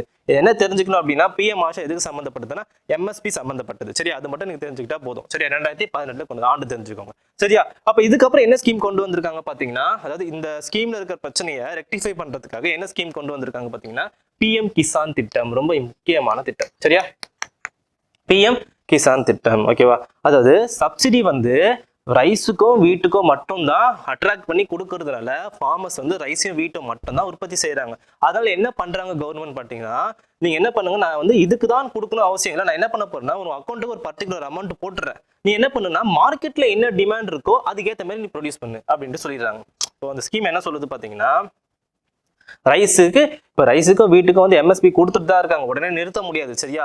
ஆனாலும் இந்த ஸ்கீமை வந்து ஒரு சில பேருக்கு இன்ட்ரோடியூஸ் பண்ணியிருக்காங்க, முக்கியமா ஃபார்மர்ஸ்க்கு வந்து இன்ட்ரோடியூஸ் பண்ணியிருக்காங்க. என்ன பண்ணியிருக்காங்க பார்த்தீங்கன்னா, நான் வந்து உனக்கு வந்து வீட் அண்ட் ரைஸ்க்கு மட்டும் கொடுக்கணும்னு அவசியம் இல்லை, நான் என்ன பண்ண போறேன்னா உன் அக்கௌண்ட்டுக்கு வந்து ஒரு அமௌண்ட்டை நான் கொடுத்துறேன். என்ன பண்ணுன்னா மார்க்கெட்ல நீ என்ன டிமாண்ட் இருக்கோ அதை பாரு. ஃபார் எக்ஸாம்பிள் ரைஸுக்கும் வீட்டுக்கும் இல்லாம மற்றதுக்கு ஏதாச்சும் டிமாண்ட் இருக்கும், அது என்ன பண்ணுவான் பார்த்தீங்கன்னா அவன் கிடைக்கிற காசை வச்சு அதை உற்பத்தி செய்வான். சரியா? இப்போ கவர்மெண்ட் வந்து எம்எஸ்பி வந்து பர்டிகுலர் பொருளுக்கு மட்டும் கொடுக்காம ஜென்ரலா ஃபார்மர்ஸ் அக்கௌண்ட்ல காசை போடுறது நல்லது. அதான் ஸ்கீம். அந்த சப்சிடி நான் சொல்லியிருப்பேன், 3வது வகை. ஓகேவா? என்ன சப்போர்ட் சொல்லியிருப்பேன்? இன்கம் சப்போர்ட், வருவாய் ஆதரவு. அதுதான் இது. சரியா? இந்த ஸ்கீமை பத்தி இப்ப பார்ப்போம். என்ன பண்றாங்க பாருங்க, பிரதான் மந்திரி கிசான் சம்மான் நிதி. இது 2018, அது செப்டம்பர் மாசம் ஸ்டார்ட் பண்ணாங்க பிஎம் ஆஷா. இது வந்து டிசம்பர் மாசம் ஸ்டார்ட் பண்ணாங்க. சரியா? இது சக்சஸ்ஃபுல்லா போயிட்டு இருக்கு. ஓகேவா?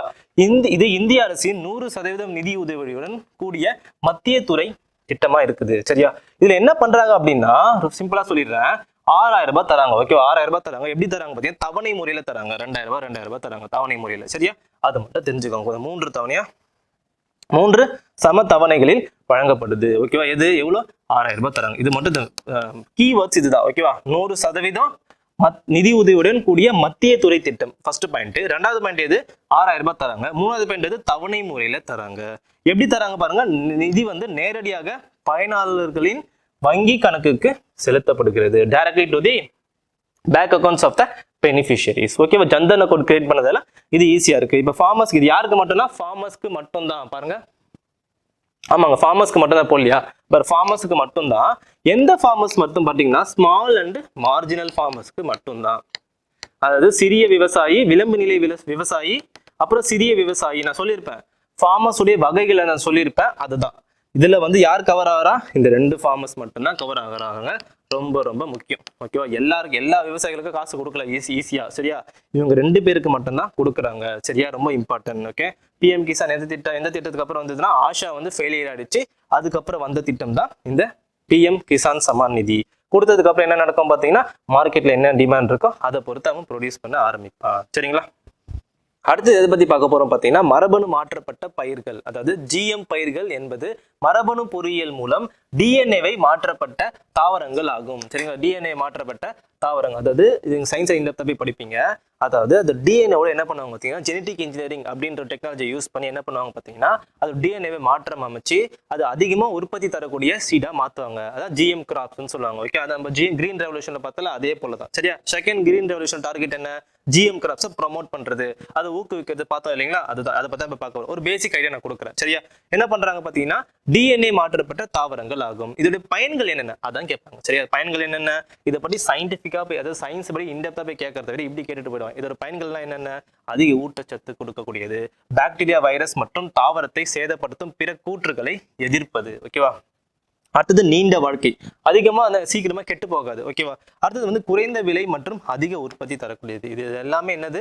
அதனுடைய பயன்கள். ஜிஎம் கிராப்ஸ் உடைய பயன்கள் என்னென்னது? நியூட்ரிஷனல் வேல்யூ அதிகமா இருக்கும், resistance to bacteria, virus and other components that can damage the plant. Okay, pesticide பூச்சிங்களால பாதிக்கப்படுது இல்லைங்களா?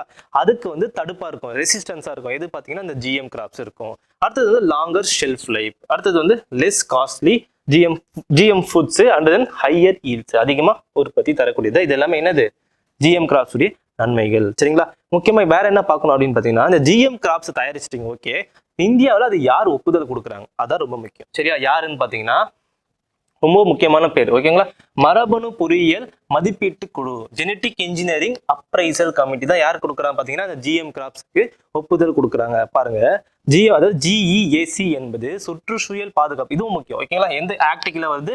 Environment protection act. Okay, sorry, ministry of environment and forest ministry கீழே என்விரான்மெண்ட் ப்ரொடெக்ஷன் ஆக்ட் கீழே தான் இந்த பாடி இருக்குது. ஸோ இந்த வார்த்தைகள்லாம் ரொம்ப முக்கியங்க. சரிங்களா? நான் படிக்கிறேன் பாருங்க. சுற்றுச்சூழல் அமைப்பு மற்றும் வன அமைச்சகத்தின் கீழே என்ன பண்ண ஜிஎம் பயிர்களை ஒழுங்குபடுத்துவதற்கான உச்சநிலை அமைப்பு எது? இந்த ஜிஇஏசி. ஓகேவா? தற்போது எதுக்கு ஒப்புதல் கொடுத்துருக்காங்க அப்படின்னு பாத்தீங்கன்னா பிடி பருத்தி, அதாவது பிடி காட்டனுக்கு மட்டும்தான் ஒப்புதல் கொடுத்துருக்காங்க. ஒரே ஜிஎம் பயிரை மட்டுமே வணிக ரீதியாக உற்பத்தி செய்ய அரசாங்கம் அனுமதித்து இருக்கிறது. அதாவது பிடி காட்டன், எங்கது பிடி காட்டன் அப்படின்ட்டு சொல்லுவாங்க. சரியா? இதுக்கு மட்டும்தான் என்ன பண்ணியிருக்காங்க பாத்தீங்கன்னா இந்த ஜிஇஏசி என்ற அமைப்பு எதுக்கு கீழே வருது? சுற்றுச்சூழல் அமைப்பு கீழே, environment protection act, ministry of forest and environment கீழே வருது. இந்த வார்த்தைகளை ஞாபகம் சொல்ற வார்த்தைகள். அதாவது என்னன்னா ஜிஇஏசி, இந்த அமைச்சகம், அப்புறம் இந்த ஆக்ட். சரியா? 1 3 2 1. ஓகேவா? இவங்க எதுக்கு ஒப்புதல் கொடுக்குறாங்க? ஜிஎம் கிராப்ஸ்க்கு ஒப்புதல் கொடுக்குறாங்க. ஓகேங்களா? இப்போ வணிக ரீதியா ஒப்புதல் கொடுத்த ஒரே ஜிஎம் பீட் கிராப்ஸ் எது பாத்தீங்கன்னா பிடி காட்டன். பிடினா என்னன்னு பாத்தீங்கன்னா பேசிலஸ் துரிஞ்செனிசிஸ் அப்படின்னு சொல்லுவாங்க. பேசிலஸ் துரிஞ்செனிசிஸ் என்பது ஒரு பாக்டீரியா வகையை சார்ந்தது. சரியா? அது என்ன பண்ணணும்னு பாத்தீங்கன்னா ஒரு புரோட்டீனை சுரக்கும். அது சுரக்கிறப்ப அது புரத மாரி சுரக்கும். அது என்ன பண்ணணும்னு பாத்தீங்கன்னா வரக்கூடிய இன்செக்ட் என்ன பண்ண கொன்னுரும். அதுதான் பிடி காட்டன். ஓகேவா? அப்ப அந்த காட்டன் இன்செக்ட்டுக்கு ரெசிஸ்டன்ஸா இருக்கக்கூடியது தான் இந்த பிடி காட்டன். அதான் ஜிஎம் கிராப்ஸ்ன்னு சொல்லுவாங்க. சரியா? இதுக்கு மட்டும் தான் ஒப்புதல் கொடுத்துருக்காங்க. இன்னும் நம்ம இந்தியாவில 2 விதமான ஜிஎம் கிராப்ஸுக்கு இருக்கு. பிடி பிரிஞ்சால்னு சொல்லுவாங்க. சரியா? பிடி பிரிஞ்சால், ஓகேவா. அடுத்தது வந்து ஜிஎம் மஸ்டர்டு, கடுகு, சரியா. இது ரெண்டும் என்ன இருக்குன்னா ட்ரெயின்ல இருக்கு, இன்னும் கொடுக்கல, சரியா. ரீசெண்டா இதை பார்த்தீங்கன்னா இதெல்லாம் வந்து ஃபுட்டுக்கு நம்ம யூஸ் பண்ண மாட்டோம், ஆனா இது ரெண்டுமே வந்து ஃபுட்டில் போடக்கூடியது, கரெக்டாக. கத்திரிக்காயும் சரி கடுகும் சரி. ரீசெண்டா என்ன ஆச்சு பார்த்தீங்கன்னா ஜிஎம் மஸ்டர்டு வந்து இந்த ஜிஏசி இருக்கிறான் பார்த்தியா, அவன் வந்து இந்த கமர்ஷியல் கல்டிவேஷன், அதாவது வியாபார ரீதியா வந்து நீங்க வந்து பயன்படுத்தலாம், வியாபாரத்துக்கு என்ன பண்ணலாம், இதை பயன்படுத்த, அதாவது கல்டிவேட் பண்ணலாம் நீங்க, ஓகேவா அப்படின்னு சொல்லிட்டு ஒப்புதல் கொடுத்துதாங்க. ஆனா இதை இன்னும் இம்ப்ளிமெண்ட் பண்ணல, பிரச்சனை போயிட்டு இருக்கு, சரியா. எப்படி நீங்க ஃபுட் கிராப்ஸுக்கு ஜிஎம் கிராப்ஸ் வந்து என்ன பண்றீங்க பார்த்தீங்கன்னா ஒப்புதல் கொடுப்பீங்க, நிறைய பின்விளைவுகள் இருக்கும், சரியா. நிறைய பேர் கிட்னி ஃபெயிலியர்ஸ் ஆயிருக்கு. யூஎஸ்ஏல வந்து இதெல்லாம் இம்ப்ளிமெண்ட் பண்ணியிருக்காங்க. நீண்ட காலத்துக்கு அப்புறம் இது என்ன ஆச்சுன்னு பார்த்தீங்கன்னா, இதை சாப்பிட்டவங்களுக்கு கிட்னி ஃபெயிலியர்ஸ் வந்திருக்கு, நிறைய பிரச்சனைகள் வந்திருக்கு, ஓகேங்களா. அதனால இந்தியாவில் இன்னும் இதை இம்ப்ளிமெண்ட் பண்ணல, இது இன்னும் ட்ரையல்ல இருக்கு. பிடி பிரிஞ்சால், ஓகேவா, நல்லா ஞாபகம் வச்சுக்கோங்க. இது மட்டும்தான் ஒப்புதல் கொடுத்துருக்காங்க, இது ரெண்டும் இன்னும் கொடுக்கல. சிம்பிளா தான் சொல்ல வரேன், சரியா. இது இன்னும் கேஸ் போயிட்டு இருக்கு, இன்னும் கொடுக்கல, சரியா. யாருக்கு இது பவர் இருக்கு கொடுக்கறதுக்குன்னா ஜிஇஏசி, இது கவர்மெண்ட் உடையது, சரியா. யாருக்கு கீழே வருது பாத்தீங்கன்னா environment protection act, ministry of forest and the environment, சரி, தெரிஞ்சு வச்சுக்கோங்க, ஓகேவா. அடுத்து வந்து ஆர்கானிக் ஃபார்மிங்கை பத்தி பார்க்க போறோம், நேச்சுரல் ஃபார்மிங், இயற்கை விவசாயத்தை பத்தி பார்க்க போறோம். ரெண்டுமே சேம் கிடையாது, ரெண்டுமே வேற வேற, ஓகேவா. ஜஸ்ட் ஒரு பேசிக் கொடுக்குறோம், ஓகேவா. அதாவது ஆர்கானிக் ஃபார்மிங் கரிம வேளாண்மை, இன்னொன்று வந்து இயற்கை வேளாண்மை, ரெண்டுத்தையும் பத்தியும் பார்த்தலாம், சரியா. ஃபர்ஸ்ட் கரிம வேளாண்மைனா என்ன, டெஃபினிஷன் தெரிஞ்சு வச்சுக்கோங்க, ஓகேங்களா. ரசாயன உரங்கள், பூச்சிக்கொல்லிகள் மற்றும் செயற்கை ஹார்மோன்கள் அல்லது மரபணு மாற்றப்பட்ட உயிரினங்கள் போன்ற செயற்கை வெளியுற உள்ளீட்டுகளை பயன்படுத்தாமல் விவசாய உற்பத்தி செய்வதுதான் என்னது கரிம வேளாண்மை அப்படின்ட்டு சொல்லுவாங்க. ஒன்றும் இல்லைங்க, நம்ம இப்போ வீட் அண்ட் ரைஸ் ப்ரொடியூஸ் பண்றாங்களா, கிரீன் ரெவல்யூஷன் என்ன பண்றாங்க, நிறைய கெமிக்கல் ஃபெர்டிலைசர்ஸ்லாம் போடுறாங்க அதிகம் உற்பத்தி தரத்துக்காக. ஆனா கரிம வேளாண்மையில அது எதுவுமே யூஸ் பண்ண மாட்டாங்க, எந்த ஒரு கெமிக்கல்ஸும் இருக்காது. அதான் சிம்பிளா சொல்ல வருது, சரியா. பாருங்க, without the use of synthetic external inputs such as chemical fertilizers, pesticides and synthetic hormones எதுவுமே யூஸ் பண்ண மாட்டாங்க. அப்ப என்ன யூஸ் பண்ணுவாங்க, உயிர் உரங்கள் சொல்லுவாங்க, அதாவது இங்கிலீஷ்ல வந்து பயோ ஃபெர்டிலைசர், உயிர் உரங்கள் அப்படின்ட்டு சொல்லுவாங்க. உயிர் உரங்கள்னா நுண்ணுயிர்கள் இருந்து தயாரிக்கக்கூடிய ஃபெர்டிலைசர்ஸ் தான் உயிர் உரங்கள் அப்படின்னு சொல்லுவாங்க, சரிங்களா. அதை மட்டும் தான் யூஸ் பண்ணுவாங்களே தவிர இந்த மாதிரி கெமிக்கல்ஸ் எதுவுமே இதுல யூஸ் பண்ண மாட்டாங்க. அதுக்கப்புறமா வந்து இந்த கவு டங்க்ல இருக்குல்ல, சாணங்கள், அதுல இருந்து தயாரிச்சு மேன்யூர் சொல்லுவாங்க, உரங்கள் சொல்லிட்டு, அதையும் வந்து யூஸ் பண்ணுவாங்க தவிர எந்த ஒரு ரசாயனமும் யூஸ் பண்ண மாட்டாங்க, சரிங்களா. அதாவது ரசாயனமற்ற விவசாயம் என்று ஆர்கானிக் ஃபார்மிங் ஒரு பேர் இருக்கு, ஓகேங்களா. கரிம விவசாயம்னு சொல்லுவாங்க, அதாவது ரசாயனமற்ற வேளாண்மையும் சொல்லுவாங்க, சரி, தெரிஞ்சு வச்சுக்கோங்க, சரியா. இது ஒரு ஃபேக்ட் பார்த்துக்கோங்க. கரிம விவசாயம் செய்யும் விவசாயிகளின் எண்ணிக்கையில் இந்தியா 1வது இடம், ஃபர்ஸ்ட் பிளேஸ் இருக்கு, ஓகேங்களா. கரிம விவசாயம் செய்யறதுல விவசாயிகளின் எண்ணிக்கையில வந்து 1வது இடம் இருக்காங்க, பரப்பளவுல வந்து 9வது இடத்துல இருக்காங்க. ரொம்ப இம்பார்ட்டன்டான பாயிண்ட், சரியா.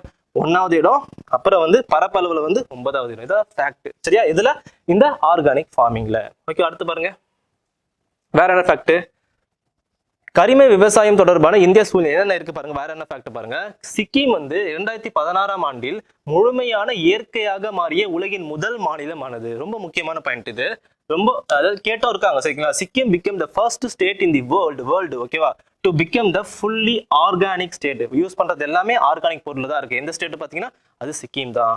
அடுத்து பாருங்க, மத்திய Pradesh has covered the largest area under the organic farming. கரிம விவசாயத்துல அதிக ஏரியா கவர் பண்ணி விவசாயம் பண்றது யாருன்னு பாத்தீங்கன்னா மத்திய பிரதேஷ். இதெல்லாம் ஃபேக்ட்டுங்க, தெரிஞ்சு வச்சுக்கோங்க, சரியா. அடுத்து வந்து இந்த ஸ்கீமை பத்தி தெரிஞ்சு வச்சுக்கணும், ஓகேங்களா. பரம்பரகத் கிருஷி விகாஸ் யோஜனா. பரம்பரகத் கிருஷி விகாஸ் யோஜனா எதுக்காக கொண்டு வந்தாங்க அப்படின்னு பாத்தீங்கன்னா கரிம விவசாயத்தை ஊக்குவிப்பதே இதன் நோக்கம். ஸோ இது சிம்பிளா தெரிஞ்சுக்கோங்க, ஓகேங்களா. இந்த ஸ்கீம் ஞாபகம் வச்சுக்கணும், ஓகேவா. எதுக்கு இது, ஆர்கானிக் ஃபார்மிங்கை ப்ரொமோட் பண்றதுக்கு, ஓகேவா. ஆர்கானிக் ஃபார்மிங்னா என்ன, கெமிக்கல்ஸ் எதுவுமே யூஸ் பண்ண மாட்டாங்க, அந்த ஃபேக்ட் ஞாபகம் வச்சுக்கோங்க, இந்த ஸ்கீம் ஞாபகம் வச்சுக்கோங்க, சிம்பிள், சரியா. அடுத்து வந்து நேச்சுரல் ஃபார்மிங், இயற்கை விவசாயம். இயற்கை விவசாயம் என்னன்னா அதே தான், சரியா. என்ன பண்ணுவாங்க பாருங்க, ஃபர்ஸ்ட் நான் படிச்சிருக்கேன். இயற்கை விவசாயம் என்பது ரசாயனங்கள் இல்லாத பாரம்பரிய நிலையான விவசாய முறையை பின்பற்றுறது, ஓகேங்களா. உற்பத்தி செய்யப்பட்ட உள்ளீடுகள் மற்றும் உபகரணங்களை பயன்படுத்துவது இது பெருமளவில் தவிர்க்கிறது. அதாவது என்ன சொல்றது பாத்தீங்கன்னா எக்ஸ்டர்னலா, அதாவது வெளியில இருந்து எதுவுமே யூஸ் பண்ண மாட்டாங்க, ஓகேவா. சாயில்ல இருந்து என்ன ஆர்கானிக் மெட்டீரியல் இருக்கோ, சாயில என்ன தன்மை இருக்கோ அதை மட்டும் தான், அதுல இருந்து வர நியூட்ரிஷனை வச்சு சாயில கிராப்ஸை வளர்ப்பாங்க. அதுதான் இயற்கை விவசாயம், ஓகேவா. அதாவது natural farming is chemical free, இதுவும் கெமிக்கல் ஃப்ரீ தான். Traditional sustainable farming method it is largely avoid the use of manufacture. இது எதுவுமே யூஸ் பண்ணாது, சரியா. மேனுஃபேக்சர் இன்புட்ஸ் அண்ட் எக்யூப்மெண்ட்ஸ், எந்த ஒரு எக்யூப்மெண்ட்ஸும் இருக்காது, சரியா. நான் உங்களுக்கு கிளியரா சொல்றேன், டிஃபரன்ஸ் சொல்றேன், சரியா. ஆர்கானிக்கும் நேச்சுரலுக்கும் ஜஸ்ட் தெரிஞ்சுக்கோங்க இது, சரியா. பாருங்க ஒற்றுமைகளை பாருங்க. ஃபர்ஸ்ட் ரெண்டுத்துக்கும் ஆர்கானிக் ஃபார்மிங்கும் நேச்சுரல் ஃபார்மிங்கும் உள்ள ஒற்றுமையில பார்த்தலாம். அப்புறம் டிஃபரன்ஸ் சொல்றேன். பாருங்க ஒற்றுமையில என்ன இருக்கு? கரிம மற்றும் இயற்கை விவசாயம் 2 முறைகளையும் விவசாயிகளை ரசாயன உரங்களை, பூச்சிக்கொல்லி மருந்து எதுவுமே பயன்படுத்த மாட்டாங்க. எதுல? ஆர்கானிக்லயும் பயன்படுத்த மாட்டாங்க, நேச்சுரல் ஃபார்மிங் அதாவது இயற்கை விவசாயத்துல பயன்படுத்த மாட்டாங்க. அப்புறம் வேற என்னது? 2 விவசாய முறைகளும் உள்ளூர் விதைகளை பயன்படுத்த விவசாயிகளை ஊக்குவிக்கிறது.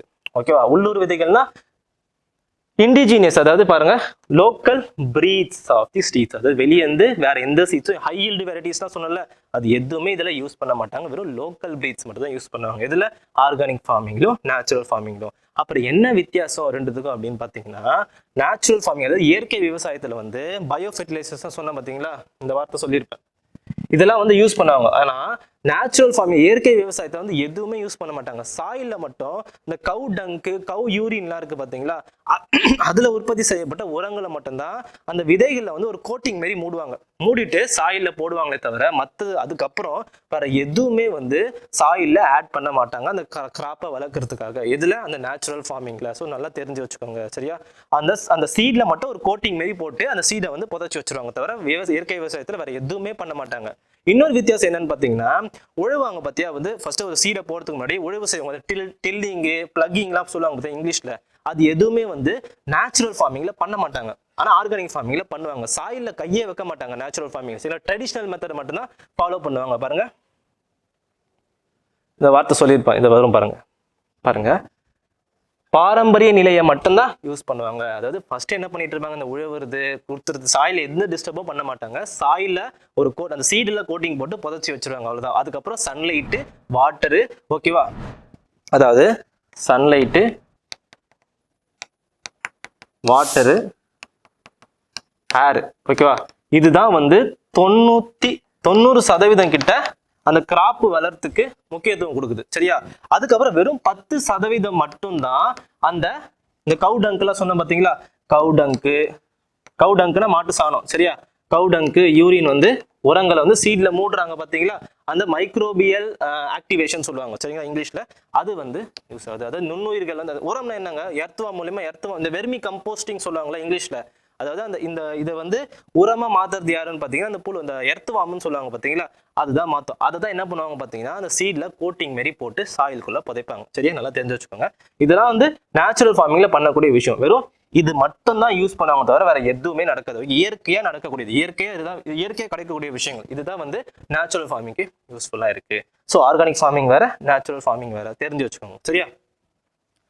ஒற்றுமைகளை பார்த்தாச்சு சரியா. இப்போ ஒரு 3 கொஸ்டின்ஸ் பாக்குறேன். அக்ரிகல்ச்சர்ல இருந்து டிஎன்பிசி மேக்ஸிமம் இது வரைக்கும் பேசிக்கா தான் கேட்டிருக்காங்க சரி. ரொம்ப இன்டெப்தா போய் கேட்கல குரூப் 4 பொறுத்த வரைக்கும். ஸோ இது வந்து ஜஸ்ட் நான் வெளியேந்து எடுத்த இது தமிழ் டிரான்ஸ்லேஷன் கிடைக்கல. நான் ஜஸ்ட் அந்த தமிழை எக்ஸ்பிளைன் பண்ணிடுறேன். நம்ம ரிவிஷன் கிளாஸ் பாக்குறப்ப இன்டெப்தா போய் தமிழ்ல கம்ப்ளீட்டா பார்த்துலாம் அந்த அக்ரிகல்ச்சர் டாபிக்ல சரியா. ஜஸ்ட் ஒரு 3 கொஸ்டின்ஸ் நான் கொண்டு வந்திருக்கேன், தமிழ்ல நான் சொல்லிடுறேன் சரியா. ஜஸ்ட் பாத்துக்கோங்க ஓகேவா.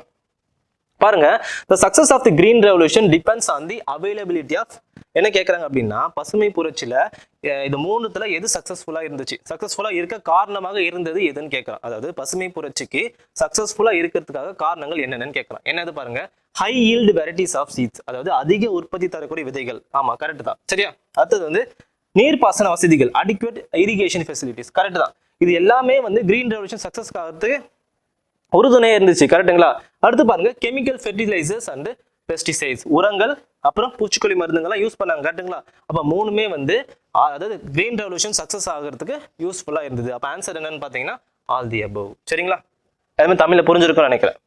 அடுத்து பாருங்க, the main impact of the green revolution, அதாவது கிரீன் பசுமை புரட்சிக்கு முக்கிய தாக்கமாக விளைஞ்சது எதுன்னு கேட்கறான். The main impact of the green revolution எதுன்னு பாத்தீங்கன்னா சீரல்ஸ் தான் சரி. சீரல்ஸ்னா ஃபர்ஸ்ட் என்ன, தமிழ்ல வந்து தானியங்கள் அப்படின்ட்டு சொல்லுவாங்க சரியா. தானியங்கள்ன்ட்டு சொல்லுவாங்க. தானியங்கள்னா எல்லாமே வருங்க, ரைஸ், வீட்டு, சோளம் எல்லாமே வரும் சரிங்களா. அப்போ இதுதான் கரெக்டான ஆன்சர். பல்ஸ் கிடையாது, ஃப்ரூட் கிடையாது, வெஜிடபிள்ஸ் கிடையாது, இது எதுவுமே கிடையாது சரியா. இதுக்குள்ள வந்துடும் ஓகேவா. முக்கியமா வந்து இந்த தானிய வகைகள் தான். சீரல்ஸ்னா ரைஸும் வீட்டும் தான் மெயினா, உங்களுக்கு தெரியும், நான் சொல்லியிருப்பேன் இந்த கிரீன் ரெவல்யூஷன் சொல்லியிருப்பேன் சரியா. அப்போ இதுதான் கரெக்டான ஆன்சர் ஓகே. இது எதுவுமே கிடையாது ஓகேவா. அடுத்து என்ன, the green revolution has lead to என்ன ஆச்சு, கிரீன் ரெவல்யூஷன்ல என்னென்ன ஆச்சுன்னு கேட்கறான். ஃபர்ஸ்ட் பாருங்க, இன்க்ரீஸ் இன் ரீஜனல் இன்இக்வாலிட்டி, அதாவது பிராந்திய சமத்துவமின்மை உருவாச்சு. கரெக்டுங்களா? அதாவது எந்த மாநிலத்துல வந்து எம்எஸ்பி கொடுக்குறாங்களோ அந்த மாநிலம் தான் வீட் அண்ட் ரைஸ் ப்ரொடியூஸ் பண்ணாங்க. அப்போ அந்த மாநிலத்துல மட்டும்தான் வீட் அண்ட் ரைஸ் வந்து உற்பத்தி ஆகி என்ன நடக்கும், அங்கதான் டெவலப்மெண்ட் நடந்துச்சு. எல்லா மாநிலங்களிலும் கிரீன் ரெவல்யூஷன் சக்சஸ்ஃபுல்லா இல்ல. அப்போ கிரீன் ரெவல்யூஷனால என்ன நடந்துச்சு பார்த்தா பிராந்திய சமத்துவமின்மை நடந்துச்சு, அதாவது ரீஜனல் இன்இக்வாலிட்டிஸ் நடந்துச்சு. சரியா?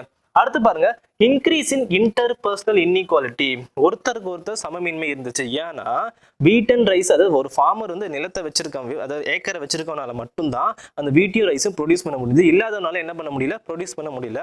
அப்போ கிரீன் ரெவல்யூஷனால என்ன நடந்துச்சு பார்த்தீங்கன்னா இன்டர்பர்சனல் இன்இக்வாலிட்டி இருந்துச்சு, ஒருவருக்கு ஒரு என்ன இருந்துச்சு, சமத்துவமின்மை இருந்துச்சு. அப்போ மேக்ஸிமம் பெனிஃபிட்ஸ் வந்து வீட் கிராப். அப்போ மூணுமே கரெக்ட் தானே, வீட்டுக்கு தான் பெனிஃபிட் கொடுத்தாங்க. எல்லா கிராப்ஸுக்குமே கிரீன் ரெவல்யூஷன் ஃபர்ஸ்ட் இன்ட்ரோடியூஸ் பண்ணாங்கன்னா இல்ல, ஃபர்ஸ்ட் வீட்டுக்கோ ரைஸ்க்கோ மட்டும்தான் இன்ட்ரோடியூஸ் பண்ணாங்க.